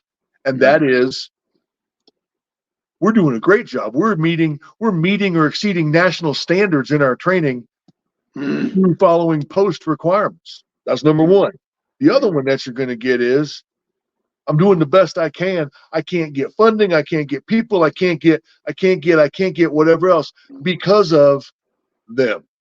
Whoever them is, whether it's your city council or it's county commissioner, Mayor, or it's whatever else. It's the pass the buck game. Pass the buck on. I'm doing the best I can with whatever I got. Yeah. Yeah. And the people that suffer for that, there's two groups of people that suffer when these games are being played. That's the officers that's on the street that's asked to do the job, and that's the citizens in the jurisdiction where these officers patrol. That's who suffers for it.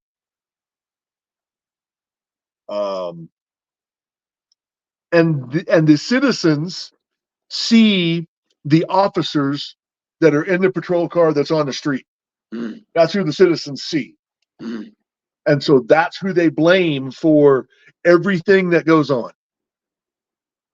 is who I see. That's not right either. Exactly. Okay? This officer that had this done to him was a product of his environment and his leadership failed him. That's the reality of this. Now, I'm sure that's going to get met with all kinds of resistance and people disputing it and all that kind of thing. He was doing what tools that are given to him. What training was given to him, what tools were given to him, that's all he had. That's all he had. That's fine. That's my assessment when I look at this is he was undertrained. And not only was he undertrained, he was under-supervised. Because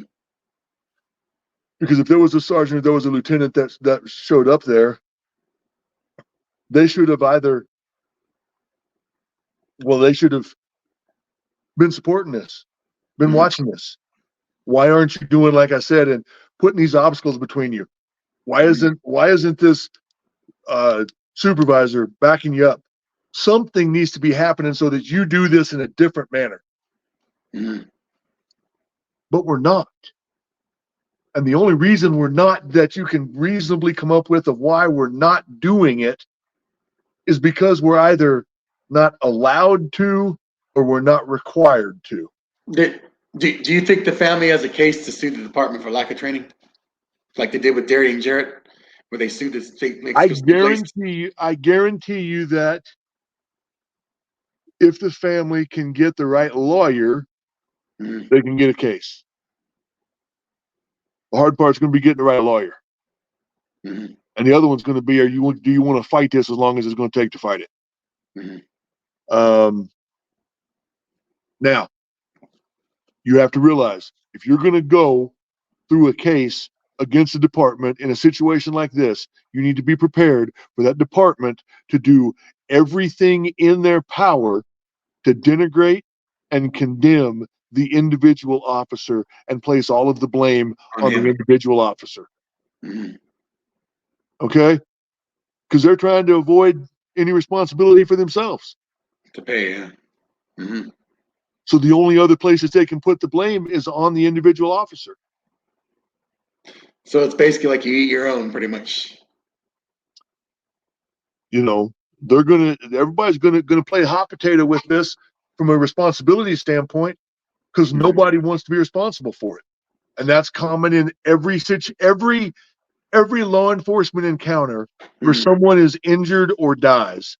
That's how it is that everybody wants to play hot potato with the responsibility. Yeah. It seems like I've been following this case since it happened, and I haven't heard anything about any legal action from the family, but it seems that the department was like, well, he was a young rookie cop with 2 years on the force. That kept coming up a couple of press conferences. It's like, well, already starting already. Like, he should have out there. If he was a young cop, and you're insinuating that this officer was not competent to be performing the job that was asked of him, if that's truly the scenario, why was this officer out there by themselves? Yeah, exactly. If the officer was competent, if the officer had any business being out there by themselves, why did your department not mandate a higher level of training and supervise requiring that training be reflected in the field? It's just a messy thing, like all the way around. Yeah, like I said, I know they did a GoFundMe for the family and stuff like that. I don't know if it was to bury him or something, but I donated a couple bucks to it, and I don't know the family, but I mean, could the officer have done some stuff different? If we're going to be honest about this, yeah, absolutely. Mm-hmm. Was the officer taught a different way of approaching this suspect in the academy? Maybe.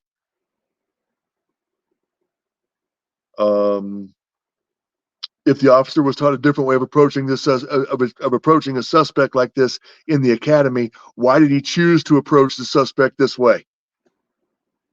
Because either he was allowed to, or this was the environment that was perpetrated and perpetuated in the department. And I've asked, like I said, some people that are on the force, and I've asked them, how come you guys, to get training? And their always response that comes back was, man, they're not going to pay for that. The department's not going to pay for that. Exactly. From 2 people I've asked, they're like, they're not going to pay for that, man. They're not going to have somebody come out like you come out or somebody else come out and give them training. He's like, they're not going to pay for it.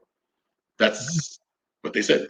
And that was that. I mean, I never volunteered anyway, but I mean, they're like, yeah, if they get somebody from another area to come in and, teach us that, they're not going to pay for it. So this is not in the budget.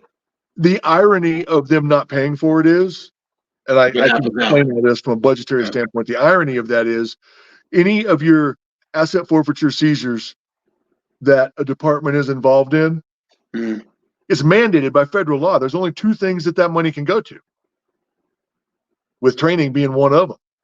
It can only, that money can only, money directly or money received from items seized in asset forfeiture seizures can only be used for training or equipment.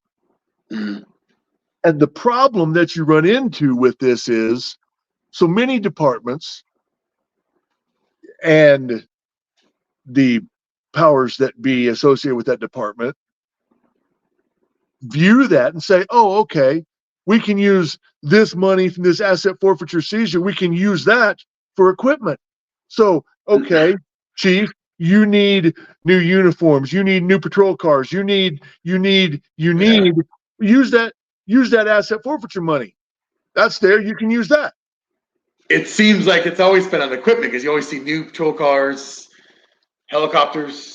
Because that's the only thing that we can use it for. And if we use it for the equipment, then we don't have to use as much money, or either use as much money from the budget or put the money into the budget to be able to use. And that's part of the problem is training isn't made, because the statement that gets asked and gets made about it is when the chief, sheriff, colonel, whatever, goes to the people that he answers to and says, I need money for this, I need money for that. The response invariably is, when it comes to training, why do you need money for this? Isn't this other training good enough? Can't you do it here? Can't you do it in some cheaper, easier, simpler way? And it's difficult, or it can be difficult for that individual to justify the need for the financial expenditure associated with training for these officers. So then they say, yeah, that's fine. I can just do that. Okay, is it allowed? I don't know about procedures, but is it allowed for like an individual officer to come to somebody and be like, hey, I want training, and then go back to the department and give the other officers training? Or is that something that's not allowed? 100% that's allowed. Here's the problem. How much is that officer making? You just said that officer starts out at $32,000 a year. Mhm. Does that officer have a family? How much is rent or the mortgage and food Yeah, exactly. and all that kind of thing? Mhm. And so then where does the officer get the money to pay for the training? And then if I'm working 40, 50 hours a week as a cop, doing my job there, and I got a wife, Mhm. or I got a wife and a couple of kids, whatever, Yeah. where's the time come from? Mhm. So now what you're asking me to do is you're asking me to take money away from my family, Mhm. and time away from my family to pay for training Mhm. to do my job. And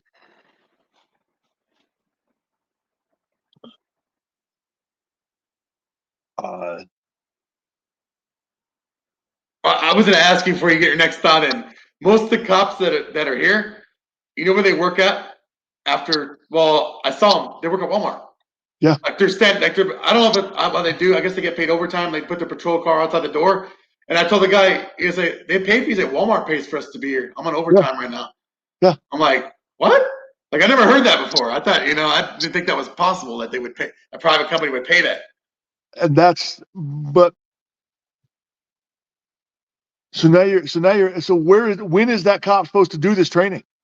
Yeah. And the other part is, like, for instance, I know a state agency Mhm. that gave their officers a choice. Mhm. Do you want us to buy new computers or new patrol rifles? You can vote. We're going to do this democratically. You vote. Can you guess what they voted? Computers. Computers.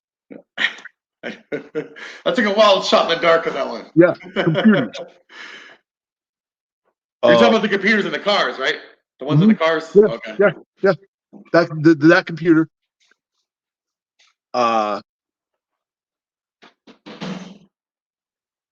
We're not hiring the same individuals today that we were 10 years ago to do the job. Mhm. A lot of the guys that come out of the military that could be great law enforcement officers aren't being hired either because they don't have the right education, or they don't have the right look, or they have too many tattoos, or whatever the situation is. Mhm. They're not getting hired. But the people graduating from the university that have gone through school and went to high school and then go to college, graduate from college, now they're getting hired to come straight out here and be a cop. Mhm. And Just 'cause they have it. that's a realistic part of the scenario is when I take someone from the part of town that says college is the right step, the next step after high school, you just everybody goes to college. When you come from there and now you're going to come over here and be a cop, and that's who he's getting hired is now you're going to be a cop. Well, now I'm going to take you and I'm going to put you in the part of town that you've spent your entire life up to this point avoiding Trying to get out of. Yeah. that part of town. Yeah. I'm going to stay as far away from there as I can. Now you're going to put me there and tell me go deal with it. Mhm. That can't work. That can't be successful. Mhm. Exactly. Not to mention the money you said you're making. It's not attractive enough to So really do that. all of these things go into and contribute to situations like what we had here. Understaffing, underpaying, ineffective or substandard hiring practices, a lack of training, a lack of supervision, all go into creating these types of situations. And we haven't even started talking about the environment of the department. Mhm. Okay? realize when I'm talking about the lack of supervision, I'm not talking about somebody watching over the cop's shoulder, making sure you didn't write enough tickets and you didn't fill this out just right. And what are you doing sitting over? No, that's not what I'm talking about. Mm. What I'm talking about is supervising how they're responding to calls, how they're performing on calls. Mm. Okay? That's the most critical aspect of their job anyway. Are you doing this in the most effective manner?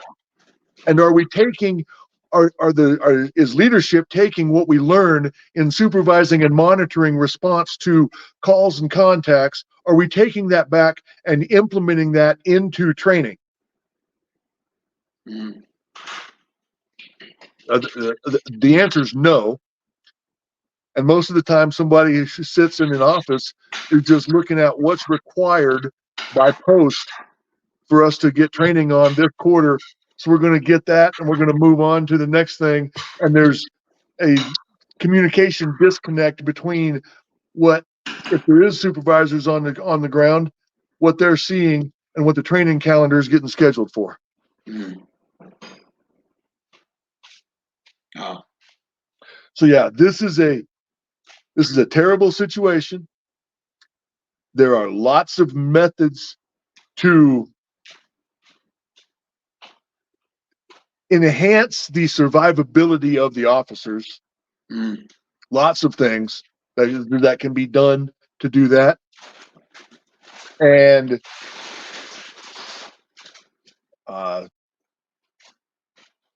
there's got to be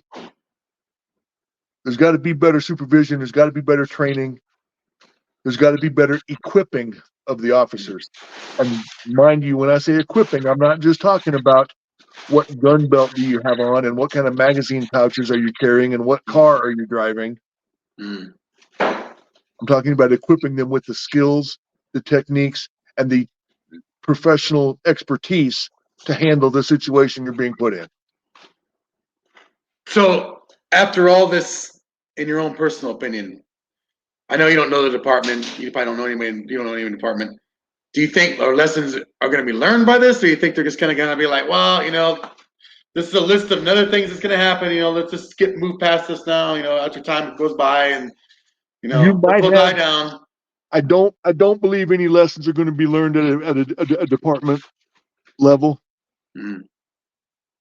because they never are. Mm. You may have officers at various levels that try to take things from it. Mm. Who knows what they might take? Because everybody's going to look at this through a different lens, based on their experience, based on their personal biases, based on whatever information they have at their disposal. Mm. Everybody's going to look at these things differently. It puts everybody more on edge than as being a cop. You're more on edge now that this incident has happened. It kind of resonates through everybody in the force now. Like, fuck, that could be me next time. Mm-hmm. I mean, is that? I'm not, like I said, you as a police officer, former police officer, was something like that. Something happened like that in the department you were in before.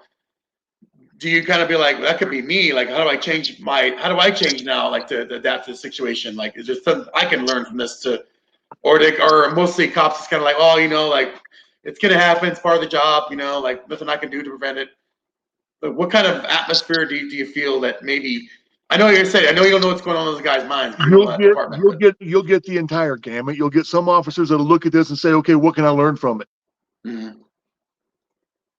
And based on their knowledge, their understanding, their personal biases, and their experience, they're going to view this through those lenses. Mm-hmm.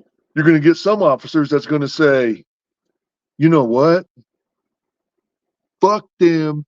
It's open season. They got one of ours. We're going to go back. Okay, you're going to get that. How they say it may come across different, whatever else. Yeah, but that's their mindset. That's what you're going to get some officers that look at stuff like this and they get scared. And because they get scared, they are really quick to escalate. To Because draw that's the not weapon. going to happen to me. Mhm. I'm going home. to escalate quickly. I'm going home to my family. I fuck this, whatever, by every means possible. I'm not fucking around anymore. That's basically, Absolutely. yeah. And then you're going to get some officers that are going to be scared from it. And their response of being scared is they're going to distance themselves from everything. And they're not going to respond to nothing. They're going to stay away from everything. And they're going to write reports. And that's it. Do they have a choice in doing that? Can they do that? Or is it just kind of whatever is given to them? Like, can they say, like, I don't want to, put my life in danger. I'm going to just get myself a desk job, or I'm going to do this traffic stops, or not really. But what you can do is when a call comes across is when dispatch puts out a call, you can say, you can come up with an excuse, or you can take your time getting there. But someone else already gotten there already. And somebody else already got there, or, oh, well, I got there, but the suspect had left by the time I arrived on scene. That's why I had the long response times. And makes sense. So there's things like this that you can do. If we're being honest about it, there's things like this that you can do. Just drag your ass for showing up to something. Oh yeah, I got something else going on. Yeah. Somebody else in the area, come over and take that call. Yeah, okay. Yeah, I'll take it. Whatever. Yeah. Passing the buck to somebody else, so somebody else has a chance of getting fucked over. Pretty much. Brian, I've heard of officers responding to a domestic violence call. They get there, they exit the vehicle and start approaching the house. The male suspect steps out on the front porch with a butcher knife, screaming and extremely volatile. The officer turns around, goes back and gets in their car and says, I will contact them later. They did not want to be contacted right now. And they drove off. Wow. Yes, sir. I know that has happened. I know that for a fact has happened. I've heard something similar to that from one of my friends, but yeah, I thought he was bullshitting me. I was like, get the fuck out of here. He's like, no, dude. He's like, it was something similar to that. It wasn't the exact same thing, but it was something, fuck that. I'm gonna say I think he said a guy just stayed in his car, and he's like, I'm staying in my car, and he heard the person getting assaulted in the house. He's like, I'm just gonna call for backup. I'm not gonna go by myself. Maybe that was the right call. Maybe he didn't know what's going on there, but while he's doing that, that person was getting pummeled in the house. You know what I mean? Near the inch of their life. And you know what? There's nothing that can really happen to that officer for it. Yeah. Yeah, he said something about the guy told him, the sergeant told him, you made the right call, because if you would have been, it was unknown about going in there. Could have been that suspect in there. Guy could have been armed. We don't know what's going on. You did the right thing. But the problem is the person that they got the call went to the hospital, and they later passed. They didn't pass right away. They passed in the hospital like a week later, 2 weeks later.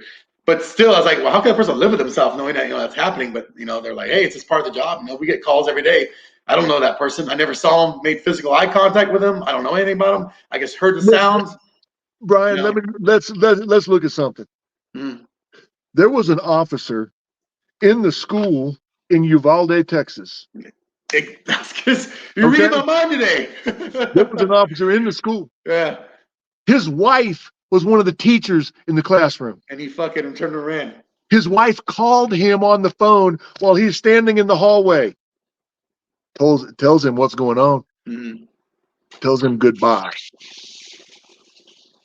That officer has another officer come up and take his firearm from him and take him by the arm and lead him out of the building and lead him away. I heard that, yeah. Sure. This is on video. You can see it happen. You can watch it happen on video. Okay? And then his wife got killed. Yeah.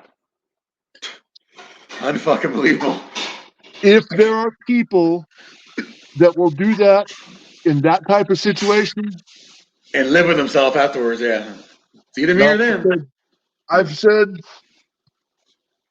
this is just me because I don't understand how this goes. I hope that guy lives forever. So he can live with the fucking guilt the rest of his life.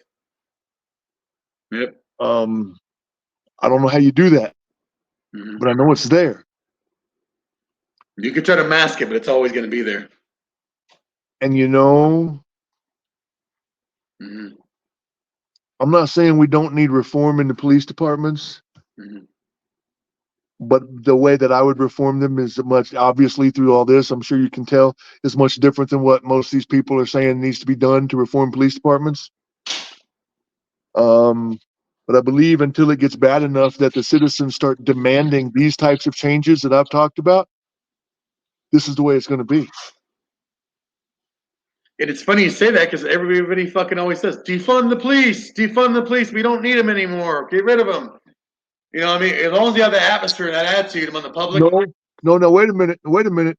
Those people that are screaming defund the police, those are the people that have private security provided for them and that are living in the rich neighborhoods where there's minimal or no crime and all this kind of thing. Nice and safe, yeah. Exactly. It's funny. The people that scream the loudest for police reform and defunding the police and all of this are the people that are paying guys like me to make sure and be there and put our lives between them and whatever bad guy shows up. Mm-hmm. Putting their foot in their mouth, pretty much. Okay? So it doesn't hit them the same. Mm-hmm. Law enforcement is a needed entity in a civilized society. It must be present. It must be law and order in society. Mm-hmm. Wow. What that looks like is dictated by this society. Okay? There was a time, I'm sure we've all heard the term thin blue line. Okay?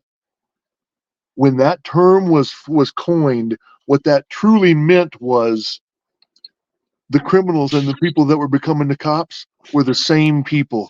And there was a thin blue line separating them. It was one decision, one action. That was the difference in this guy being a cop and this guy being a criminal. Mm-hmm. I haven't heard that in a while. That was the thin blue line that was originally meant. And the benefit of that is, if I'm used to dealing with these criminals, I'm used to dealing with these people, number one, I know what I'm seeing. I know what I'm looking for. I don't get scared or out of place dealing with those people because that's the same people I've dealt with my whole life. That's the only people I know. So that's what I'm used to dealing with. So I know how to deal with them. I know what the situation is. I know what I'm getting into. So I'm going to get a different response than somebody else. When you come from a middle class or upper middle class neighborhood white guy that has spent your entire life avoiding the video somewhere, and now you're going to become a cop, and your first assignment is the precinct that covers the video that you spent your whole life staying away from. Now you're terrified every time you go to work. They can see it on you if you don't belong here and you shouldn't be here. And you're going to make mistakes because you have that fear installed in you already. Because you're scared. I'm not saying that was this guy. What I'm saying is, this is what we need to look at of preparing our law enforcement to be what law enforcement is supposed to be. We got to prepare them to be what we're asking them to be. We have to support them and equip them. And we got to supervise them to be what we're really asking them to be. I think that's a very, very, very great point in there. Yeah, it's just that we're asking them to do a job that now they're getting scared to do, and we're expecting them to hold them to the standard of, protocols and, uphold the law, help me, save me, this and that. Like you said, everybody's responsible for their own personal self-protection. We're relying too much now on law enforcement to make all those decisions that we should be doing a lot of stuff for our own personal safety. Where the Superman, the guy in the cape, to come in and save you, it's just, you got to be responsible for your own personal self. And it's just, I'm not saying the people that call this guy trespassing, like, from what I read, they try to intervene with that guy one time. Luckily, that guy didn't attack them when they tried to intervene with him.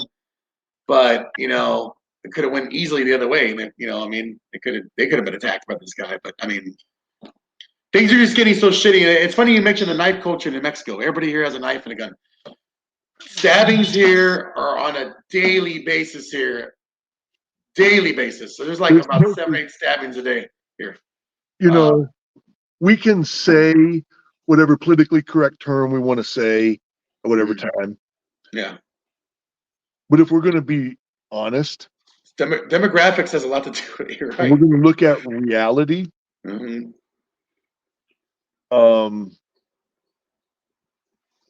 Reality says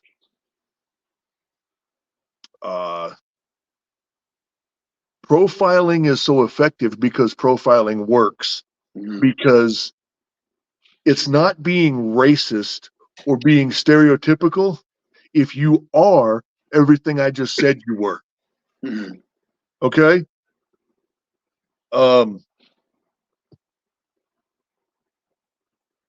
I would be willing to bet that you can a lot of times, well, look at how easy it is to look at a vehicle, and tell who drives it. Okay? Yeah. If you're looking at some square body Chevy that's jacked up, that's got a big lift kit and great big huge mutters on it, who's driving that? Well, around here it's quite the opposite. You know what I'm saying? Yeah, I know what you're saying, but If they got yeah. 13 spoke Daytons and a mural painted on it, who's driving that? Oh yeah. If it's a brand new Escalade and it's got 20s with spinners on it, who's driving that? Yeah, exactly. You know, I took a course with the guy who was former Texas Ranger DPS, and he brought up an interesting point, which you just said right now about profiling. And he took, when we took the class, he's like, "Come here, I want to show you something. I'm gonna tell you about." He's like, "See this truck here? It was one of our instructor's trucks." He's like, "You know what I see when I go up here?" He goes, "What I look at first is like, first I look at the veterans plates, right?" He's like, "Then I look at the back. It says NRA in the back." He's like, "I have my weapon already, hand on the weapon already." Because I don't know if this fucking guy has PTSD. He's a Gulf War veteran. He's suffering from PTSD. I don't know if he's gonna draw a weapon on me. I was like, "And you get that? Get some license plate." He's like, "Oh yeah," and he has tinted windows, cars lifted. He goes like, "This guy's a disgruntled veteran." And I'm sorry, I'm not trying to discriminate against you. He's like, "This is what I see from my 20 years being on the force. Every time I've approached a guy like this in a truck like this, he's like, I've had resistance. The guy's like, 'Hey, fuck you, leave me alone. I'm a veteran. Why are you bothering me for?' The guy's getting hostile." And I was like, it's interesting you brought up the profiling, because that's what he told me what he looks for in that certain case. And he's like, "I'm not trying to say all veterans have PTSD and they're bad." He's like, "But 9 times out of 10 in Texas, that guy has a fucking gun. If he has an NRA and he has a veteran's plate, he has a gun on him." I'm like, well, you know, I can't argue there. You're probably right. You know, the other thing that we don't talk about, but I know for a fact needs to happen? What's that? You know, the one thing that every single law enforcement agency in this country needs better? What's that? Media relations personnel. To interact with the public? Media relations. Because here's what happens. Everybody, the media or whatever organization, tells their story and makes sure their story gets out. Whatever the story, whatever it is. The law enforcement agency, they may put out something about this suspect or that suspect or this situation or that situation or whatever else. It's very factual. It's very bland. It's just, we're just going to put it out. What law enforcement agencies need is they need PR personnel that every single day they're putting out, they're flooding the internet and social media with stories about their officers, with all of the positive good things, yeah, that they can get. Whatever happened to the fucking news articles and shows, you know, a cop got a cat out of a fucking tree, or he helped a guy out of a ditch. You know what I mean? You don't see that anymore. It's always, this guy shot this guy. He fucking choked him. He tased him. He sat on him. He had a heart attack. You know, I mean, unfortunately, yes, there's bad apples in law enforcement out there. I know that. I'm not trying to say everybody's great, but you don't see enough positive stories. Yeah, but see, here's the thing. If we had the media personnel that was saying, here's the benefit that our department is bringing to our community, and here's all the good things that they're doing, and here's the good officers that we have. And then you have that same media that's saying, we had an officer that screwed up and that did this and broke the law, and here's the result of what's happening, and this is what we're doing. The public can get behind that. The public can support that because, number one, you're creating a positive image of the department and of the officers within that department. Yeah. And you're creating that community bond. That's number one. Number two, a lot of times what you see and what you hear about now is where departments are trying to hide things, and there's that blue wall where it doesn't matter what we do. We're covering it up, and we're going to take care of our own. And really, what the citizens want is they want to depend on the department. They want the department to be honest with them. And they want to know that the department is there for them. I mean, that's really what they want. And I don't want to blast. Like I know people watching this shit. They're like, this guy's blasting the local police department. They've had good programs. They usually have the coffee with a cop, where you can go sign up and you can have coffee with a cop and talking about your issues you might have with him. Community service stuff like that. You know what I mean? They did the toy drive here. They're at Walmart all the time. And I'm not saying they're all fucking vicious killers and they deserve that. I'm not saying that. There's some good things this local police department is doing to try to build that community trust and community relations. And people, they bitch, but nobody's taking advantage of the programs that are out there. Well, this is a stupid fucking idea, coffee with a cop. What the fuck do I want to waste my time in the morning with a cop for? But then you're bitching that, this fucking guy, they don't care about us. They're not protecting us. They're not doing this, not doing that. But part of the problem? Yeah. We're doing coffee with a cop. We're not doing. We want every pastor of every church, synagogue, mosque, whatever in this community to ride along with our officers in your community. We want to have all of the pastors out here riding along with us, doing ride-alongs, to really see the community. We're not doing that. Yeah. We're not doing the thing of, okay, if we're in a larger city, I'm sure there's organizations that are nonprofits or whatever that are coming against cops that are speaking out against them, that are citizens advocates against law enforcement and all this. Yeah. We're not taking the representatives from those organizations and putting them in the situations that the cops are having to deal with and face, and letting them see, here's what we're dealing with, here's what we're doing.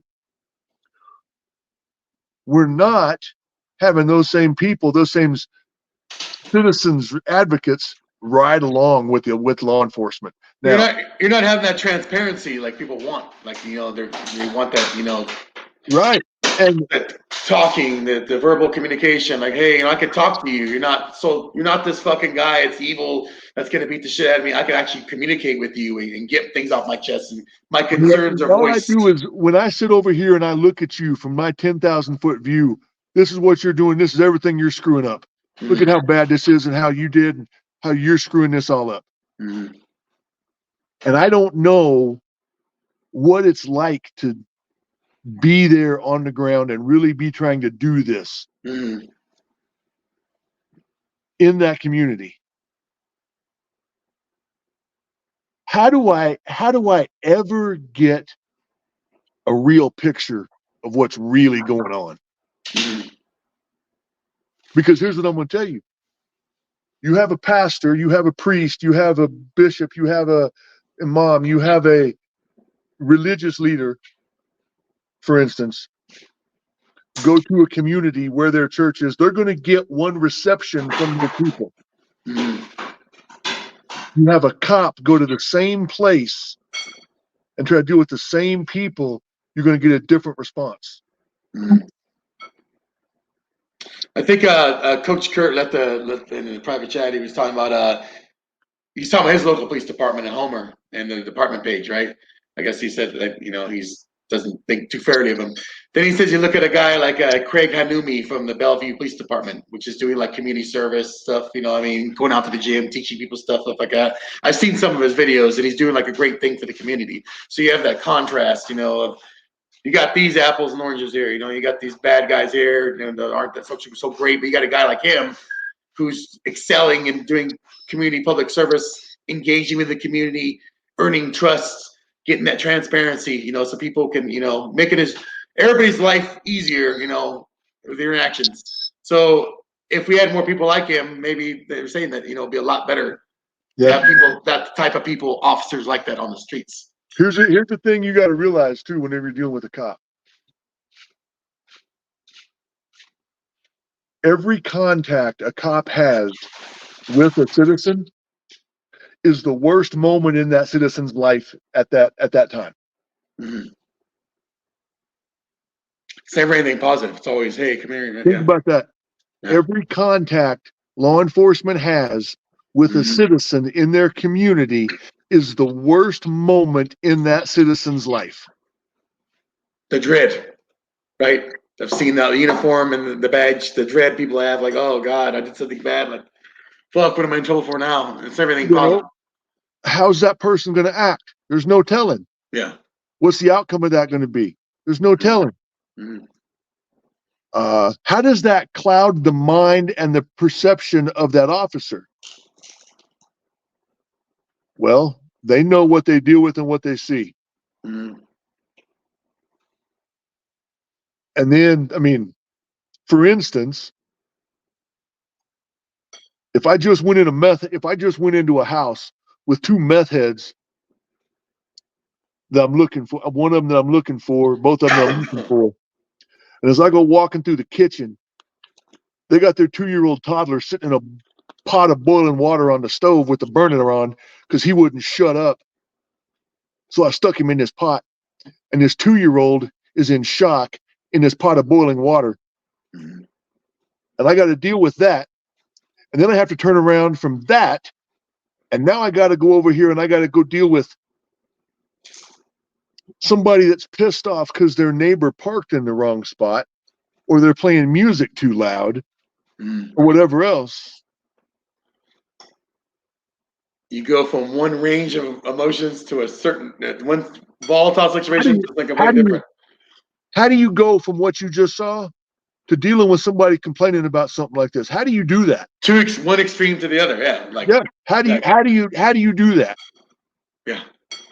It's funny you mentioned that. I had a friend who was Highway Patrol, California Highway Patrol, and he brought the same thing you guys brought up. He's like, you know what, the shit I have to deal with? I go from fucking seeing a family of 4 obliterated to nothing, and then I have to go write a ticket for some guy who was like, you know, went through a 4-way stop. Like one extreme to the other. You know what I mean? Like, just how do you cope with that in such a short amount of time to adjust your mindset? Okay, you know, like I saw something this tragic. Now I'm back to give this guy a ticket for running a stop sign. And the public doesn't know what you just saw, or what you've been dealing with, or what your week has been like, or anything else. Where you were just at a car wreck, and you're sitting there holding a teenage girl that's got her head caved in and a flayed chest, and you're holding her as she's dying in your arms, and you get up, you change your uniform shirt, you fill out your paperwork, and now you go respond to this next call. All the public knows is, man, they were a dick when they got here. Fuck them, they were a dick. No, I wasn't a dick. I'm just still trying to get over the brains, literally, that I'm still trying to wash off of me. So what you're complaining about really isn't that big a deal. It's minuscule to the big grander scheme of things. But you're too self-centered to realize I don't need to be here dealing with this. This is stupid. That's another aspect of this that doesn't get dealt with, that doesn't get talked about and looked at is we're putting these cops in. I mean, think of the situations that you see on TV, that you see in the movies, that you see whatever else. We're putting cops in real life in those situations, and then we're asking them to go from that over here to your kid won't listen to you whenever you tell them that it's time to go to bed and they got to eat their dinner. So now you're going to call the cops to come deal with their kid. Yeah. Yeah. I mean, Exactly. that's the other side of this. And if we're going to look at it realistically, that's what's got to be dealt with. So, you got anything else for me? No, I am. This was great. This is fantastic. I think Watch is a good example. Yeah, yeah, Watch. Yeah, exactly. No, this was fantastic. It was great. I thank you for having you on. I know I kept you a little bit longer than we thought we were going to be, but it was a great conversation. We just kept on going with it. I appreciate your analysis of everything on here. It's been fantastic. We're definitely going to have you on again for another episode of maybe we'll talk I, about something else. But thank I you. appreciate it, Appreciate Brian. it. Thank you, We'll be sir. in touch. We will. We'll be in touch for sure. But thank you for coming Okay. on. You have a good evening. We'll talk later.